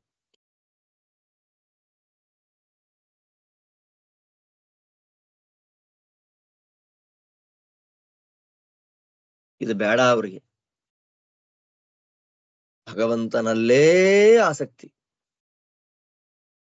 ಸ್ವರ್ಗಕ್ಕಾಗಿ ಕರ್ಮ, ಸ್ವರ್ಗಕ್ಕಾಗಿ ದಾನ, ಸ್ವರ್ಗಕ್ಕಾಗಿ ಅನುಸಂಧಾನ, ಸ್ವರ್ಗಕ್ಕಾಗಿ ದಾನ, ಸ್ವರ್ಗಕ್ಕಾಗಿ ದಕ್ಷಿಣೆ, ಸ್ವರ್ಗಕ್ಕಾಗಿ ತೀರ್ಥಯಾತ್ರೆ, ಇದೆಲ್ಲ ಕಾಮ್ಯ ಕರ್ಮಗಳು. ಭಗವಂತನಿಗಾಗಿ ತೀರ್ಥಯಾತ್ರೆ, ಭಗವತ್ ಪ್ರೀತಿಗಾಗಿ ದಾನ, ಭಗವತ್ ಪ್ರೀತಿಗಾಗಿ ದಕ್ಷಿಣೆ, ಭಗವತ್ ಪ್ರೀತಿಗಾಗಿ ಸ್ನಾನ. ಎಷ್ಟು ಜನ ಮಾಡ್ತೀವಿ ನಾವು ಅದರಲ್ಲಿ? ಅಂಥವ್ರಿಗೆ ಏನು ಫಲ ಅಂತ ಹೇಳ್ತಾರೆ ಇಲ್ಲಿ. ಯೇಷಾಂ ಧರ್ಮೇನ ಚ ಸ್ಪರ್ಧಾ ತೇಷಾಂ ತತ್ ಜ್ಞಾನ ಸಾಧನಂ ತೇ ಬ್ರಾಹ್ಮಣಾಃ ಇತೋ ಮುಕ್ತಾಃ ಸ್ವರ್ಗಂ ಯಾಂತಿ ತ್ರಿವಿಷ್ಟಪಂ. ಏನು ವೈಭವ ನೋಡಿ. ಅವರಿಗೆ ಕಾಂಪಿಟೇಷನ್ನೇ ಇಲ್ಲ. ಯೇಷಾಂ ಧರ್ಮೇಶು ವಿಸ್ಪರ್ಧಾ ಅಂತಂದ್ರು. ಕಾಂಪಿಟೇಷನ್ ಇಟ್ಕೊಂಡು ನಾನು ಅವನಿಗಿಂತ ಜಾಸ್ತಿ, ಅವನಿಗಿಂತ ಜಾಸ್ತಿ ಅಂತ ಇವ್ರು ಮಾಡಲ್ಲ. ಯೇಷಾಂ ಧರ್ಮೇನ ಚ ಸ್ಪರ್ಧಾ. ಯಾರ ಧರ್ಮಾಚರಣೆಯಲ್ಲಿ, ಯಾರು ಮಾಡುವಂತಹ ಕರ್ಮಾನುಷ್ಠಾನದಲ್ಲಿ ಕಾಂಪಿಟೇಷನ್ ಅನ್ನುವ ಬುದ್ಧಿ ಇಲ್ಲ, ಅಂತಹ ಜ್ಞಾನಿಗಳು ಸಕಾಮ ಕರ್ಮಗಳನ್ನ ಬಿಟ್ಟು ಕೇವಲ ಶ್ರೀಹರಿಪ್ರೀತಿಯಾಗಲಿ ಅನ್ನುವ ಒಂದೇ ಉದ್ದೇಶ ಇಟ್ಟುಕೊಂಡು ಆಸೆ ಪಡದೆ ನಿಷ್ಕಾಮ ಕರ್ಮಗಳನ್ನ ಮಾಡುವಂತಹ ವ್ಯಕ್ತಿಗಳು. ಫಲದ ಮೇಲಿನ ಆಸೆ ಇಲ್ಲ ಅಲ್ವಾ. ದೇವರು ಹೇಳಿದ್ದಾರೆ ಹಾಗಂತ ಕರ್ಮಗಳನ್ನ ಬಿಡೋದಿಲ್ಲ ಅವರು. ಆಸೆ ಇಲ್ಲ ಅಂದ್ಮೇಲೆ ಕರ್ಮ ಯಾಕೆ ಮಾಡ್ಬೇಕ್ರಿ ಅಂತಿಲ್ಲ. ದೇವರು ಹೇಳಿದ್ದಾರೆ ಮಾಡ್ಬೇಕು ಅಂತ. ಶ್ರುತಿ ಸ್ಮೃತಿರ್ ಹರೇರಾಜ್ಞೆ. ಶ್ರುತಿ ಸ್ಮೃತಿಗಳು ಭಗವಂತನ ಆದೇಶ, ನಮಗೆ ಆಜ್ಞೆ. ಮೀರೋ ಹಾಗಿಲ್ಲ. ಆದಷ್ಟು ಶ್ರುತಿ ಸ್ಮೃತಿಗಳಲ್ಲಿ ಹೇಳಿದ ಕರ್ಮಗಳನ್ನ ಮಿನಿಮಮ್ ಆದ್ರೂ ಮಾಡ್ಬೇಕು. ಆದ್ದರಿಂದ ನಾವ್ ಹಂಗ ಅನ್ಕೊಳ್ತೇವೆ. ಜ್ಞಾನಿಗಳೇನು? ದೇವ್ರು ಹೇಳಿದ್ದಾನ್ರಿ ಮಾಡ್ಬೇಕು, ನನಗೆ ಫಲ ಬೇಕು ಅಂತಿಲ್ಲ. ದೇವರು ಹೇಳಿದ್ದಾರೆ, ನಾನು ಮಾಡ್ತೀನಿ. ಆದ್ದರಿಂದ ನನಗಿಂತ ಅವನು ಚೆನ್ನಾಗಿ ಮಾಡಿದ್ನಾ, ನನಗಿಂತ ಇವನು ಕಡಿಮೆ ಮಾಡಿದನ, ನಾನ್ ದೊಡ್ಡವನ, ಅದು ಯಾವ ಭಾವನೆನೂ ಇಲ್ಲ ಇವ್ರಿಗೆ. ಕಾಂಪಿಟೇಷನ್ ಅನ್ನೋದೇ ಇಲ್ಲ ಈ ಮಹಾನುಭಾವರಿಗೆ. ಕೇವಲ ವಿಷ್ಣು ಪ್ರೀತ್ಯರ್ಥವಾಗಿ ಮಾತ್ರ ಮಾಡ್ತಾರೆ. ಕರ್ಮಣಾಂ ಅಸ್ಪರ್ಧ. ಕರ್ಮಗಳಲ್ಲಿ ಕಾಂಪಿಟೇಷನ್ ಅನ್ನೋದಿಲ್ಲ. ಹಾಗಿದ್ದಾಗ ಅಂತಹ ಕರ್ಮ ಏನಾಗತ್ತೆ ಅಂತಂದ್ರೆ ತತ್ವಜ್ಞಾನಕ್ಕೆ ಸಾಧನವಾಗತ್ತೆ. ತೇಷಾಂ ತತ್ ಜ್ಞಾನ ಸಾಧನಂ. ನಮ್ಗೆಲ್ಲ ಪಾಠ ಇದು. ಬೇರೆ ಯಾರೋ ಮಾಡ್ದ ಅಂತ ಅವನ್ ತರ ನಾವು ಮಾಡಿದ್ರೆ ಏನದು? Competitive minded. ಇವಾಗೆಲ್ಲ ಸ್ಕೂಲು, ಕಾಲೇಜ್ ಎಲ್ಲಾ ಕಡೆ ಕಾಂಪಿಟೇಷನ್. ಅದು ಹೇಳ್ತಾರೆ, ಕಾಂಪಿಟೇಷನ್ ಇಲ್ಲ ಅಂದ್ರೆ ಬದುಕೋದ್ ಕಷ್ಟ, ನಿಮಗೇನ್ ಗೊತ್ತಿರಿ ಆಚಾರ್ಯ ಅಂತಾರೆ. ನಮ್ ಗುರುಗಳು ಯಾವಾಗ್ಲೂ ಹೇಳ್ತಾ ಇರ್ತಾರೆ, ಸುಮ್ನೆ ಹೇಳಿದ್ದಷ್ಟೇ, ಅದನ್ನ ಬಿಟ್ಟು ನಾವ್ ಇರ್ಲಿಕ್ ಆಗೋದಿಲ್ಲ. ಆದ್ರೆ ಯಾವುದು ದೊಡ್ಡದ್ದು ಅನ್ನುವ ತಿಳುವಳಿಕೆ ಜ್ಞಾನ ನಮಗಿರ್ಬೇಕು. 2 ವಿದ್ಯೆಗಳಿದೆ ಅಂತ ನಮ್ಮ ಗುರುಗಳು ಯಾವಾಗ್ಲೂ ಹೇಳ್ತಾ ಇರ್ತಾರೆ, ಸುಧಾ ಪಾಠ ಮಾಡುವಾಗ ಹೇಳ್ತಿದ್ರು. ಭ್ರಮವಿದ್ಯಾ ಬ್ರಹ್ಮವಿದ್ಯಾ ಅಂತ 2 ಇದೆ ಅಂತ. ಭ್ರಮೆ, ನಮಗೊಂದು ಭ್ರಮೆ ಬರುತ್ತೆ. ಎಷ್ಟು ಎಕ್ಸಾಂಪಲ್ ಕೊಡೋದು ಏನು ಅಂತಂದ್ರೆ, ಹಗ್ಗವನ್ನ ನೋಡಿ ಹಾವು ಅಂತ ಅಂದುಕೊಳ್ಳೋದು, ಅದು ಭ್ರಮೆ. ಹೆದರಿಕೆ ಆಗುತ್ತೆ, ಭಯ ಆಗತ್ತೆ, ಕಚ್ಚಿಬಿಡುತ್ತೇನೋ ಅಂತ ದೂರ ಓಡ್ತೇವೆ, ಆ ದಿಕ್ಕಿಗೆ ತಲೆ ಹಾಕಿ ಮಲ್ಗೋಲ್ಲ. ಅದೇ ಬೆಳಗ್ಗೆ ಆಯ್ತು ಅಂತಂದ್ರೆ ನೆಕ್ಸ್ಟ್ ಡೇ ಮಾರ್ನಿಂಗ್ ಅದನ್ನ ನೋಡ್ತಾ ಇದ್ದೆ, ಹಗ್ಗಾರಿ ಅದು ನಿನ್ನೆ ರಾತ್ರಿ ಎಲ್ಲ ಹೆದರ್ಕೊಂಡೆ ಹಾವು ಅಂತ, ಥೂ ನನ್ನ ಭಯಕ್ಕೆ ಏನೂ ಪ್ರಯೋಜನ ಇಲ್ಲ ಅಂತ. ಹಾಗೆ ಭ್ರಮವಿದ್ಯಾ ಎಲ್ಲಿ ತನಕ ಅಂತಂದ್ರೆ ರಿಟೈರ್ಡ್ ಆಗೋ ತನಕ. ಎಲ್ಲಿ ತನಕ ನನಗೆ ಕೆಲಸ ಮಾಡ್ಲಿಕ್ಕೆ ಸಾಮರ್ಥ್ಯ ಇರ್ತದೆ, ಎಲ್ಲಿ ತನಕ ನನ್ನ ವಿದ್ಯೆಗೆ ಹಣ ಸಂಪಾದನೆ ಮಾಡುವ ತಾಕತ್ ಇರ್ತದೆ, ಅಲ್ಲಿ ತನಕ ಭ್ರಮವಿದ್ಯೆಯ ಉಪಯೋಗ. ನಾಳೆ ಬೆಳಗ್ಗೆ ನೀನ್ ಕೆಲಸ ಮಾಡಿದ್ ಸಾಕು, ಮನೆಗ್ ಹೋಗಯ್ಯ ಅಂತಂದ್ರು. ಸರಿ, ಮನೆಗ್ ಬಂದ್ರಿ ಇವ್ರು, ಕೆಲಸವನ್ನ ಮುಗಿಸಿ ನಾಳೆಯಿಂದ ಇಲ್ಲ ಅಂತ ಕೆಲವು ಹಣವನ್ನ ತಂದು ಮನೆಗ್ ಬಂದ್ರು. ಮನೆಗ್ ಬಂದ ಮೇಲೆ ನಾಳೆ ಬೆಳಗ್ಗೆ ಅದೇ ಕೆಲಸ ಮಾಡ್ತೀವಿ ಅಂತಂದ್ರೆ ಹುಚ್ಚ ಅಂತಾರೆ. ರಿಟೈರ್ಡ್ ಆದ್ಮೇಲೂ ನಾನು ಇದೇ ಕೆಲಸ ಮಾಡ್ತೀನಿ ಮನೆಯಲ್ಲಿ ಬೆಳಗ್ಗೆಯಿಂದ ಸಾಯಂಕಾಲದ ತನಕ ಅಂತಂದ್ರೆ ಇವನ್ಗೇನೋ ತಲೆ ಕೆಟ್ಟೋಗಿದ್ಯಪ್ಪ, ಏನು ಪ್ರಯೋಜನಕ್ಕಿಲ್ದೇ ಇರುವಂತ ಕೆಲಸ ಮಾಡ್ತಾ ಇದ್ದಾನೆ ಅಂತ ಆಗ ಅನ್ಸತ್. ಅಯ್ಯೋ ಹೌದಲ್ವಾ, ಒಂದು ಹಂತದ ತನಕ ಮಾತ್ರ ಉಪಯೋಗಕ್ಕೆ ಬರುವಂತಹ ವಿದ್ಯೆಯನ್ನೇ ದೊಡ್ಡ ವಿದ್ಯೆ ಅಂತ ಅಂದುಕೊಂಡು ಅದರ ಬೆನ್ನ ಹಿಂದೆ ಹಣ ಸಂಪಾದನೆ ಮಾಡ್ಲಿಕ್ಕೆ ಓಡಿ ಓಡಿ ಓಡಿ ಓಡಿ ಒಂದು ಹಂತ ಆದ್ಮೇಲೆ ನಿನ್ನ ಸೇವೆ ನಮಗೆ ಸಾಕು ಅಂತ ಅವರು ಮನೆಗೆ ಕಳಿಸಿದ ಮೇಲೆ ಏನ್ ಮಾಡೋದು? ಅವಾಗ ಅವನಿಗೆ ಭ್ರಮೆ ಕಳಿಯತ್ತೆ. ಇದು ಎಷ್ಟೋ ಜನಕ್ಕೆ ಇಷ್ಟ ಆಗಲ್ಲ ರೀ ಮಾತೆಲ್ಲ, ಏನ್ ಹಿಂಗೆಲ್ಲ ಹೇಳ್ತಾ ಇದ್ದಾರೆ, ಹಾಗಾದ್ರೆ ನಾವು ಹಣ ಸಂಪಾದನೆ ಮಾಡೋದೇ ತಪ್ಪ, ಕೆಲಸ ಮಾಡೋದೇ ತಪ್ಪ? ಅಲ್ಲ, ಕೆಲಸ ಮಾಡೋದು ತಪ್ಪು ಅಂತ ಯಾರು ಹೇಳ್ತಾ ಇಲ್ಲ, ಹಣ ಸಂಪಾದನೆ ಮಾಡೋದು ತಪ್ಪು ಅಂತ ಯಾರು, ಇದೇ ಪರಮಾರ್ಥ ಅಂತ ಅಂದುಕೊಳ್ಳೋದು ತಪ್ಪು, ಇದು ನನಗೆ ಶಾಶ್ವತ ಅಂತ ಅಂದುಕೊಳ್ಳೋದು ತಪ್ಪು, ಇದಕ್ಕಿಂತ ದೊಡ್ಡ ಶ್ರೇಯಸ್ಸಿನ ಮಾರ್ಗ ಇದೆ ಅಂತ ಅಂದುಕೊಳ್ಬೇಕು ಅಲ್ವಾ? ಇಲ್ಲಿಂದ ಅಲ್ಲಿ ಸಂಬಳದಿಂದ ಸಂಬಳ ಹಾರಿ ಹಾರಿ ಹಾರಿ ಹಾರಿ ಕೊನೆಗೊಂದ್ ದಿವಸ ರೆಕ್ಕೆ ಎಲ್ಲ ಮುರಿದು ಮನೆಗೆ ಕಳಿಸಿದಾಗ ಅಯ್ಯೋ ಹಾರಿ ಹಾರಿ ಹಾರಿ ಹಾರಿ ಕೂತೆ, ಕೊನೆ ರೆಕ್ಕೆ ಎಲ್ಲ ಮುರಿದು ಕಳಿಸಿದ್ರು, ಟೈಮ್ ಪಾಸ್ ಮಾಡೋದು ಹೆಂಗೆ ಅಂತ ಅನ್ನಿಸ್ಬಾರ್ದು ಅವನಿಗೆ ನಾಳೆ. ಆದ್ದರಿಂದ ಭ್ರಮವಿದ್ಯೆ ಒಂದು ಹಂತದ ತನಕ ಮಾತ್ರ, ಅದೇ ಬ್ರಹ್ಮವಿದ್ಯೆ ಅನಂತ ಜನ್ಮಗಳಲ್ಲಿ ನಮ್ಮಗ ಬೆನ್ನಿಕ್ಕಾದು ಮೋಕ್ಷಕ್ಕೂ ಕರ್ಕೊಂಡು ಹೋಗುತ್ತೆ. ಆದ್ದರಿಂದ ಲೌಕಿಕ ಕೆಲಸಗಳನ್ನ ಮಾಡುವಾಗಲೂ, ಹೊಟ್ಟೆಗಾಗಿ ಬಟ್ಟೆಗಾಗಿ ಸಂಸಾರಕ್ಕಾಗಿ ಕೆಲಸ ಮಾಡುವಾಗಲೂ ಅದರ ಮಧ್ಯದಲ್ಲಿ ಆತ್ಮ ಸಾಧನೆಗೆ ಏನಾದ್ರೂ ಮಾಡ್ತಾ ಇರ್ಬೇಕು. 24 ಗಂಟೆ ಆಫೀಸ್ ಕೆಲಸನೇ ಮಾಡ್ತಿರಲ್ವಲ್ಲ, ಹೊಟ್ಟೆಗೂ ಟೈಮ್ ಕೊಡ್ತೀವಲ್ವಾ, ಹೊಟ್ಟೆಗೂ ನಾವು ಆಹಾರ ಕೊಡ್ತೇವಲ್ವಾ. ಆಫೀಸಲ್ಲಿ ಹೇಳ್ಬಿಟ್ಟಿದ್ದಾರೆ ಊಟನ ಮಾಡಬಾರ್ದು ಅಂತ ಯಾರಾದ್ರೂ ಹೇಳ್ತಾರ? ಹಾಗೆ ಆಫೀಸ್ ಇದ್ದಾಗ ಸಂಸಾರ, ಅವ್ರಿಗೆ ಇವು ಎಲ್ರಿಗೂ ಟೈಮ್ ಕೊಡ್ಬೇಕಾಗುತ್ತೆ. ಆ ಟೈಮ್ ಮಧ್ಯದಲ್ಲಿ ನನ್ನ ಸಾಧನೆಗೆ ನಾನೇನ್ ಮಾಡ್ಕೊಂಡೆ, ಆತ್ಮ ಸಾಧನೆ ಏನಾಯ್ತು ಅನ್ನೋ ಒಂದ್ ಚಿಕ್ಕ ಎಚ್ಚರಿಕೆ ಒಂದೇ ಜನ್ಮದಲ್ಲಿ ಅಪರೋಕ್ಷ ಆಗ್ಬಿಡೋದಿಲ್ಲ ಯಾರಿಗೂನು. ಆ ದಾರಿಯಲ್ಲಿ ಒಂದ್ ಹೆಜ್ಜೆ ಇಡೋದಷ್ಟೆ, ಒಂದೇ ಒಂದ್ ಹೆಜ್ಜೆ. ಈ ಜನ್ಮದಲ್ಲಿ ಒಂದು ಪುಟ್ಟ ಹೆಜ್ಜೆ, ಮಕ್ಳು ಇಡ್ತಾರಲ್ಲ ಪುಟ್ಟ ಹೆಜ್ಜೆ, ಆ ಪುಟ್ಟ ಹೆಜ್ಜೆಯನ್ನ ದಾರಿಯಲ್ಲಿ ಇಡ್ಲಿಕ್ಕೆ ಪ್ರಯತ್ನ ಪಟ್ಟು ಸಾಕು, ಕರ್ಕೊಂಡು ಹೋಗ್ಬಿಡ್ತಾರೆ. ತ್ವಯಾಭಿಗುಪ್ತಾಹ ವಿಚರಂತಿ ನಿರ್ಭಯಾಹ ಅಂತ ಹೇಳಿದ ಹಾಗೆ ದೇವರ ದಾರಿಯಲ್ಲಿ ನಾವು ಹೋಗ್ತಾ ಇದ್ದೀವಿ, ಒಂದ್ ಹೆಜ್ಜೆ ಇಟ್ವಿ ಅಂದ್ರೆ ಮತ್ತೆ ವಾಪಸ್ ರಿಟರ್ನ್ ಇಲ್ಲ. ರಿಟರ್ನ್ ಆಗ್ಲಿಕ್ಕೆ ದೇವ್ರು ನಮ್ಮನ್ ಬಿಡೋದಿಲ್ಲ. ನನ್ನ ದಾರಿಗೆ ಬಾ ಅಂತ ಕರ್ಕೊಂಡ್ ಬಂದಿದ್ದೆ ನಿನ್ನ, ನಾನು ರಿಟರ್ನ್ ಮಾಡಿಸ್ಬಿಟ್ರೆ ನನ್ನ ವೈಭವಕ್ಕೇನು ಮಹತ್ವ ಅಂತ ಅವನೇ ಕರ್ಕೊಂಡು ಹೋಗ್ಬಿಡ್ತಾನೆ. ನೇಹಾಭಿಕ್ರಮನಾಶೋಸ್ತಿ ಪ್ರತ್ಯವಾಯೋನ ವಿದ್ಯತೆ ಸ್ವಲ್ಪಮಪ್ಯಸ್ಯ ಧರ್ಮಸ್ಯ ತ್ರಾಯತೆ ಮಹತೋ ಭಯಾತ್ ಅಂತ ನೆಕ್ಸ್ಟ್ ಗೀತೆಯಲ್ಲಿ ಕೃಷ್ಣ ಅದನ್ನ ಹೇಳಲಿಕ್ಕಿದ್ದಾನೆ. ಆದ್ದರಿಂದ ನಾವೆಲ್ಲ ಭ್ರಮವಿದ್ಯೆಯಿಂದಲೇ ಹೊಟ್ಟೆ ತುಂಬಿಸ್ಕೊಳ್ತಾ ಇರ್ತಕ್ಕಂತಹ ಜನ. ಜನ್ಮ ಜನ್ಮಾಂತರಕ್ಕೂ ನಮಗೆ ಇಂಜಿನಿಯರಿಂಗೋ ಇನ್ನೇನೋ ಮೆಡಿಕಲ್ಲೋ ಇನ್ MBA ಇತ್ಯಾದಿಗಳು ಬಂದು ಬಿಡುತ್ತೆ ಅಂತ ನಾವು ಅಂದುಕೊಳ್ಳದೆ, ಅದೆಲ್ಲವೂ ಒಂದು ಹಂತದ ತನಕ ಮಾತ್ರ. ಆಮೇಲೆ ವಿಷ್ಣು ಸಹಸ್ರನಾಮವೇ, ಆಮೇಲೆ ನಾರಾಯಣ ನಾಮವೇ, ಆಮೇಲೆ ಭಗವಂತನ ನಾಮ ಸಂಕೀರ್ತನೆಯೇ ಅನ್ನುವಂತಹ ಒಂದು ಮಿನಿಮಮ್ ಆದ ಜ್ಞಾನವನ್ನ ಇಟ್ಟುಕೊಂಡು ಆ ದಾರಿಯಲ್ಲಿ ಹೋದ್ರೆ ಅದ್ಭುತ. ಆ ಮೈಂಡ್ ನಮ್ಮಲ್ಲಿ ಬಂದ್ಬಿಟ್ರೆ ಕಾಂಪಿಟೇಷನ್ ಇರಲ್ಲ. ಅದನ್ನ ಹೇಳ್ತಾರೆ ಇಲ್ಲಿ, ಕಾಂಪಿಟೇಷನ್ ಇಲ್ಲ ಅವರಿಗೆ. ಯಾರು ಶಾಸ್ತ್ರಗಳಲ್ಲಿ ವೇದಗಳಲ್ಲಿ ಹೇಳಿದ ಕರ್ಮಗಳನ್ನ ಕಾಂಪಿಟೇಷನ್ ಮನಸ್ಸಿಲ್ಲದೆ ಕೇವಲ ಶ್ರೀಹರಿ ಪ್ರೀತ್ಯರ್ಥವಾಗಿ ಅನುಷ್ಠಾನ ಮಾಡ್ತಾರೆ ಅಂತ ಅವರು ಆ ಕರ್ಮದಿಂದ ತತ್ವಜ್ಞಾನವನ್ನ ಪಡೀತಾರೆ. ಈ ರೀತಿಯಾಗಿ ಧರ್ಮಗಳನ್ನ ಅನುಷ್ಠಾನ ಮಾಡತಕ್ಕಂತಹ, ಎಂಥ ದೊಡ್ಡ ಮಾತು ನೋಡಿ, ಅನುಷ್ಠಾನ ಮಾಡತಕ್ಕಂಥವರಿಗೆ ಆ ಕರ್ಮ ಬ್ರಹ್ಮ ಜಿಜ್ಞಾಸೆಯನ್ನ ಮಾಡ್ಲಿಕ್ಕೆ ಅನುಕೂಲ ಮಾಡಿಕೊಡುತ್ತೆ. ಎಂಥ ಮಾತು. ಆಸೆ ಇಲ್ಲ ಮನಸ್ಸಿನಲ್ಲಿ, ಆಸೆ ಇಲ್ಲ. ಆಸೆ ಇಲ್ಲದ ಮನಸ್ಸಲ್ಲಿ ಇನ್ನೇನಿರ್ಬೇಕು ಹಾಗಾರೆ? ಎಂಟಿ ಮೈಂಡ್ ಅಲ್ಲ, ಎಂಟಿ ಯಾವತ್ತೂ ಆಗೋದಿಲ್ಲ. ಕರ್ಮಗಳ ಮೇಲೆ ಆಸೆ ಇಲ್ಲ ಅಂದ್ರೆ ಇನ್ನೊಂದ್ ಯಾವ್ದ್ರ ಮೇಲೆ ಆಸೆ ಬರುತ್ತೆ. ಅವನ್ ಯಾವ್ದು? ಭಗವಂತನ. ಅದು ವಿರಾಗ. ಲೋಕದಲ್ಲಿ ವಿರಾಗ, ವಿರಾಗ ಅಂತಂದ್ರೆ ಆಪೋಸಿಟ್. ಅದು ಲೋಕದ ಮೇಲೆ ಆಸೆ ಇಲ್ಲ, ಅದೇ ವಿರಾಗ, ಭಗವಂತನ ಮೇಲೆ ಆಸೆ. ತತ್ವಜ್ಞಾನ ಕಾರಣ ಆಗತ್ತೆ. ಬ್ರಹ್ಮ ಜಿಜ್ಞಾಸೆಯನ್ನ ಮಾಡ್ತಾರೆ. ಬ್ರಹ್ಮ ಜಿಜ್ಞಾಸೆಯನ್ನ ಮಾಡಿ ಅಂತಹ ಎಲ್ಲ ಸಾತ್ವಿಕ ವರ್ಗ ಹಿತೋ ಮುಕ್ತಾಹ ಅಂತಂದ್ರು ನೋಡಿ. ಕಾಂಪಿಟೇಷನ್ ಬುದ್ಧಿಯಿಂದ ಕರ್ಮಗಳನ್ನ ಮಾಡುವಂತವರು ಹಿತಃಪ್ರೇತ್ಯ ಅಂದ್ರು. ಶಬ್ದಗಳೇ ವ್ಯತ್ಯಾಸ. ಇಲ್ಲಿ ಹಿತೋ ಮುಕ್ತಾಹ, ಇಲ್ಲಿಂದ ಮುಕ್ತರಾಗಿ ಸ್ವರ್ಗಂ ಯಾಂತಿ ತ್ರಿವಿಷ್ಟಪಂ. ಆಹಾ, ಸ್ವರ್ಗ.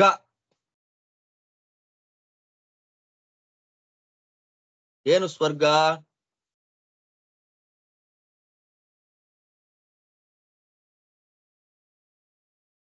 ಭಗವಂತನಿಗೆ 4 ತುಂಬಾ ಸೀಕ್ರೆಟ್ ಆದ ಹೆಸರಿದೆ. ಶ್ರೀಮದಾಚಾರ್ಯ ಹೇಳ್ತಾರೆ ಭಾಗವತ ತಾತ್ಪರ್ಯದಲ್ಲಿ. ಆಚಾರ್ಯ ಇದೆಲ್ಲ ಗುರುರಾಜರು ತಮ್ಮ ಸನತ್ ಸುಜಾತಿಯ ವ್ಯಾಖ್ಯಾನದಲ್ಲಿ ಹಾಕಿದ್ದಾರೆ. ಸ್ವರ್ಗ,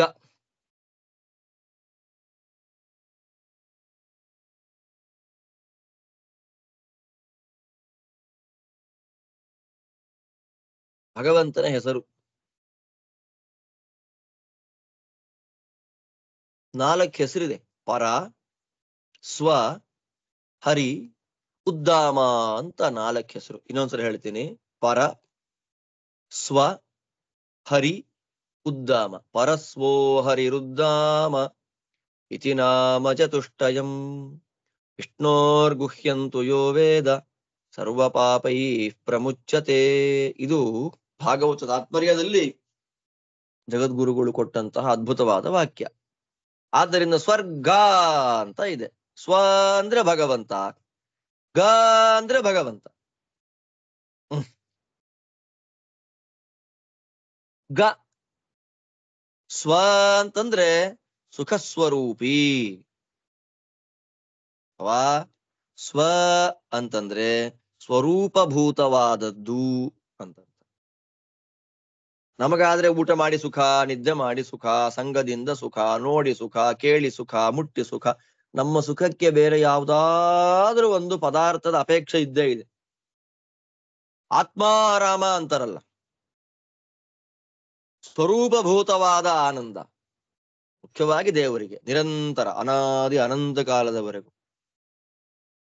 ನಮಗೂ ಇದೆ, ಅದು ಸ್ವರೂಪ ಅಭಿವ್ಯಕ್ತಿ ಆದಾಗ ಮೋಕ್ಷದಲ್ಲಿ ಬರುತ್ತೆ. ಅಲ್ಲಿ ತನಕ ಸಂಸಾರ. ಆದ್ದರಿಂದ ಸ್ವ ಅಂತಂದ್ರೆ ಸ್ವರೂಪಭೂತವಾದ, ರ ಅಂದ್ರೆ ಆನಂದ, ಗ ಅಂದ್ರೆ ಜ್ಞಾನ. ಸ್ವರೂಪಭೂತವಾದ ಜ್ಞಾನಾನಂದಗಳನ್ನ ನಿತ್ಯದಲ್ಲಿಯೂ ಅನುಭವ ಮಾಡುವಂತಹ ಭಗವಂತನಿಗೆ ಸ್ವರ್ಗ ಅಂತ ಹೆಸರು. ಅಂತಹ ಸ್ವರ್ಗನಾಮಕನಾದ ಭಗವಂತ ಎಲ್ಲಿದ್ದಾನೆ ಅಂದ್ರೆ ತ್ರಿವಿಷ್ಟಪಂ, 3 ಸ್ಥಾನಗಳಲ್ಲಿದ್ದಾನೆ. ತ್ರೀಣಿ ವಿಷ್ಟಪಾನಿ, ಶ್ವೇತದ್ವೀಪ, ಅನಂತಾಸನ, ವೈಕುಂಠ. ಎಂಥ ಮಾತು ನೋಡಿ. ನಾವು ಕಾಂಪಿಟೇಷನ್ ಬುದ್ಧಿ ಇಲ್ಲದೆ ಕೇವಲ ವಿಷ್ಣು ಪ್ರೀತ್ಯರ್ಥವಾಗಿ ಕರ್ಮಾನುಷ್ಠಾನವನ್ನು ಮಾಡಿದ್ವಿ ಅಂತಂದ್ರೆ ಎಂಥ ಫಲ ಅಂತಂದ್ರೆ ಸ್ವರೂಪಭೂತವಾದ ಜ್ಞಾನಾನಂದಾದಿಗಳಿಂದ ಕೂಡಿದ ನಾರಾಯಣನ ಸನ್ನಿಧಾನ ಇರುವ ಅನಂತಾಸನ, ಶ್ವೇತ ದ್ವೀಪ, ವೈಕುಂಠಗಳಿಗೆ ಹೋಗಿ ಬಿಡ್ತಾರೆ ಸಾಧಕರು. ನೀವು ಕಾಮ್ಯ ಕರ್ಮ ಮಾಡ್ತೀರೋ, ಸಕಾಮವೋ, ನಿಷ್ಕಾಮವೋ ನಮಗ್ ಬಿಟ್ಟಿದ್ದು. ಸಕಾಮ ಕರ್ಮಿಗಳಾಯ್ತು ಅಂತಂದ್ರೆ ಈ ಫಲ, ನಿಷ್ಕಾಮ ಕರ್ಮಿಗಳಾಯ್ತು ಅಂದ್ರೆ ಈ ಫಲ. ಫಲವನ್ನೂ ನಮ್ಮ ಮುಂದೆ ಇಟ್ಟಿದ್ದಾರೆ, ಕರ್ಮವನ್ನೂ ನಮ್ಮ ಮುಂದೆ ಇಟ್ಟಿದ್ದಾರೆ. ಆಯ್ಕೆ ಅಂತನ್ನೋದು, ಚಾಯ್ಸ್ ಅನ್ನೋದು ನಮ್ ಕೈಲಿದೆ. ಅದನ್ನ ನಾವು ಆದಷ್ಟು ನಿಷ್ಕಾಮಕ್ಕೆ ನಾವು ಹೋದ್ವಿ ಅಂತಂದ್ರೆ ಅದ್ಭುತವಾಗಿರತಕ್ಕ ಅನುಸಂಧಾನ ನಮ್ಮಲ್ಲಿ ಆಗ್ತಾ ಇದೆ. ಇದು ಶಾಸ್ತ್ರ ಹೇಳಿದ ಮಾತು. ಸಕಾಮ ಕರ್ಮಿಗಳು ಪರಸ್ಪರವಾದ ಕಾಂಪಿಟೇಷನ್ ಬುದ್ಧಿಯಿಂದ ಕರ್ಮಗಳನ್ನ ಮಾಡಿ ಸ್ವರ್ಗಕ್ಕೆ ಹೋಗ್ತಾರೆ.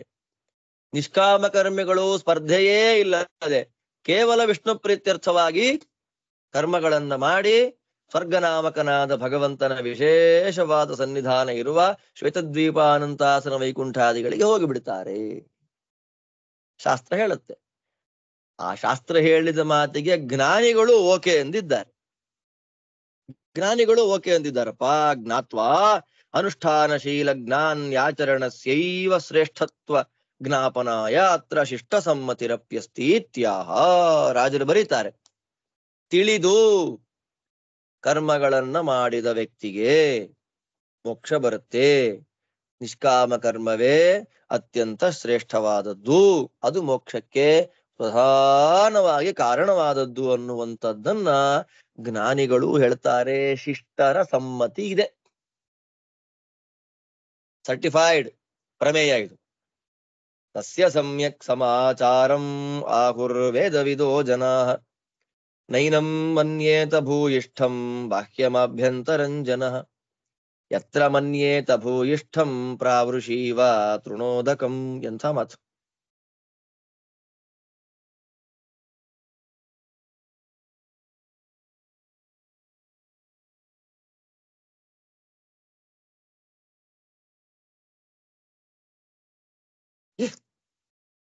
ತಸ್ಯ ಜ್ಞಾನಿಗಳು ಹೇಳ್ತಾರೆ ನೋಡಿ, ವೇದವಿದ ವೇದವನ್ನ ತಿಳಿದ ಜನಗಳು ಅಂತ. ಯಾರು ವೇದವನ್ನ ತಿಳಿದಿದ್ದಾರೆ ಅಂತಹ ವೇದವಿದರಾಗಿರತಕ್ಕಂತಹ ಜ್ಞಾನಿಗಳು. ವೇದವನ್ನ ತಿಳಿದವರು ಅಂದ್ರೆ ಅರ್ಥ ಏನು? ವೇದೋ ನಾರಾಯಣ ಸಾಕ್ಷಾತ್. ವೇದ ಅಂದ್ರೆ ನಾರಾಯಣ. ಆ ನಾರಾಯಣನನ್ನ ತಿಳಿದಿರತಕ್ಕಂತಹ ಜ್ಞಾನಿಗಳನ್ನ ವೇದವಿದರು.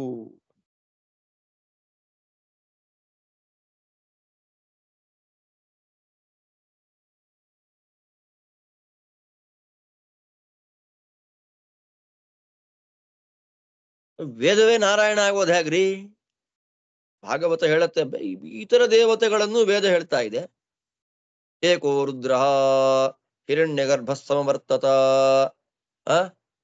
ವಾಯವಾಯಾಹಿ ತತ್ವಾಯಾಮಿ ಬ್ರಹ್ಮಣ ಅಂತ ಎಲ್ಲ ದೇವತೆಗಳನ್ನು ಹೇಳುವಾಗ ನೀವು ಡೈರೆಕ್ಟ್ ಆಗಿ ವೇದವನ್ನ ನಾರಾಯಣ ಅಂದ್ರೆ ಏನು ಅಂದ್ರೆ ವೇದ ಪ್ರತಿಪಾದ್ಯ ನಾರಾಯಣ.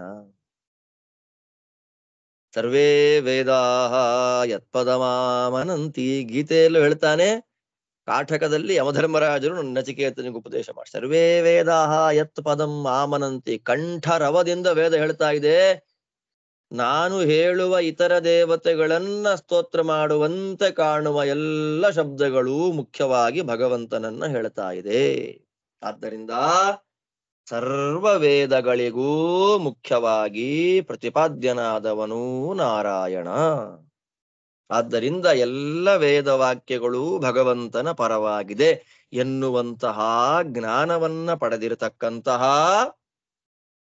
ಜ್ಞಾನಿಗಳು ನಿಷ್ಕಾಮವಾಗಿ ವಿಷ್ಣು ಪ್ರೀತ್ಯರ್ಥವಾಗಿ ಎಲ್ಲ ಕರ್ಮಗಳನ್ನ ಮಾಡ್ತಾರೆ.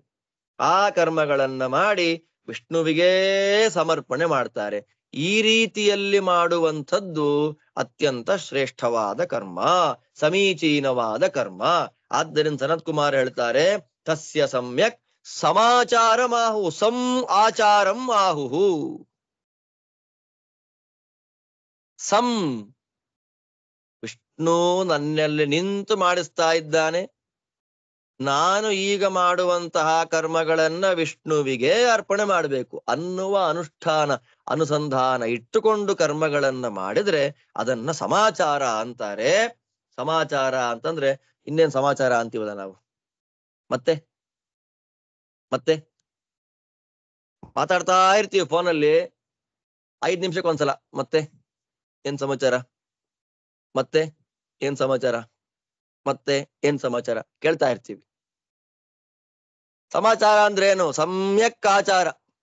ವಿಷ್ಣು ಪ್ರೇರಣೆಯ ವಿಷ್ಣು ಪ್ರೀತ್ ತತ್ಪ್ರಸಾದಾತ್. ನಮ್ಮ ಮಂತ್ರಾಲಯ ಪ್ರಭುಗಳು ಹೇಳ್ತಾರೆ, ತತ್ಪ್ರಸಾದಾತ್ ತತ್ಪ್ರೇರಣೆಯ ತತ್ಪ್ರೀತ್ಯರ್ಥಂ ತ್ವಾಮುದ್ದೇಶ್ಯ ತ್ವಾಮನುಸ್ಮರನ್ನೇವ. ಅಂಥ ಮಾತು. ಭಗವತೋ ಬಲೇನ ಭಗವತೋ ವೀರ್ಯೇಣ ಭಗವತಸ್ತೇಜಸ ಭಗವತಃ ಕರ್ಮಣ. ಎಲ್ಲವೂ ದೇವರಿಂದಲೇ, ಇನ್ಸ್ಟ್ರೂಮೆಂಟ್ ಮಾತ್ರ ನಾನು. ನನ್ನನ್ನ ಇನ್ಸ್ಟ್ರೂಮೆಂಟ್ ಆಗಿ ಮಾಡಿಕೊಂಡು ಭಗವಂತ ಈ ಕರ್ಮಗಳನ್ನ ಮಾಡಿಸ್ತಾ ಇದ್ದಾನೆ. ಆದ್ದರಿಂದ ಇದರ ಸಮಗ್ರ ಫಲದ ಸ್ವಾಮಿಯೂ ದೇವರೇ ಅಂತ ಅನುಸಂಧಾನ ಇಟ್ಟುಕೊಂಡು ಸರ್ವಂ ಶ್ರೀ ಕೃಷ್ಣಾರ್ಪಣಮಸ್ತು ಅನ್ನುವ ಬುದ್ಧಿಯಿಂದ ಯಾರು ಕರ್ಮಗಳನ್ನ ಮಾಡ್ತಾರೆ ಅದು ಸಮಾಚಾರ, ಅದು ಶ್ರೇಷ್ಠವಾದ ಕರ್ಮ, ಅದೇ ದೊಡ್ಡದು. ಇಂತಹ ಕರ್ಮಗಳನ್ನ ಮಾಡುವ ಪರೋಕ್ಷ ಜ್ಞಾನಿಗಳಾಗಿರತಕ್ಕ ವ್ಯಕ್ತಿಗಳ ಸ್ವರೂಪ ಅಜ್ಞಾನಿಗಳ ಕಣ್ಣಿಗೆ ಕಾಣೋದಿಲ್ಲ. ನೈನಂ ಮನ್ಯೇತ ಭೂಯಿಷ್ಠಂ ಬಾಹ್ಯಮಾಭ್ಯಂತರಂ ಜನಃ. ಎಂಥ ಮಾತು ನೋಡಿ, ಜನಃ.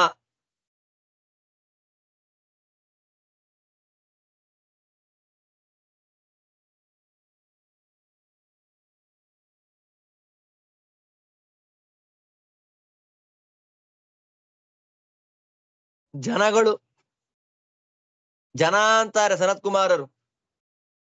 ವಿಷಯಗಳ ಮೇಲೆ ಲಂಪಟರಾದವರು ವಿಷಯರಾಗಿ ಜನ. ಏನ್ ಕೆಲಸ ಮಾಡ್ರಿ ನನಗೇನ್ ಪ್ರಯೋಜನ ಅಂತ ಪ್ರಯೋಜನವನ್ನೇ ಹುಡುಕ್ತಾ ಇರ್ತಾರೆ.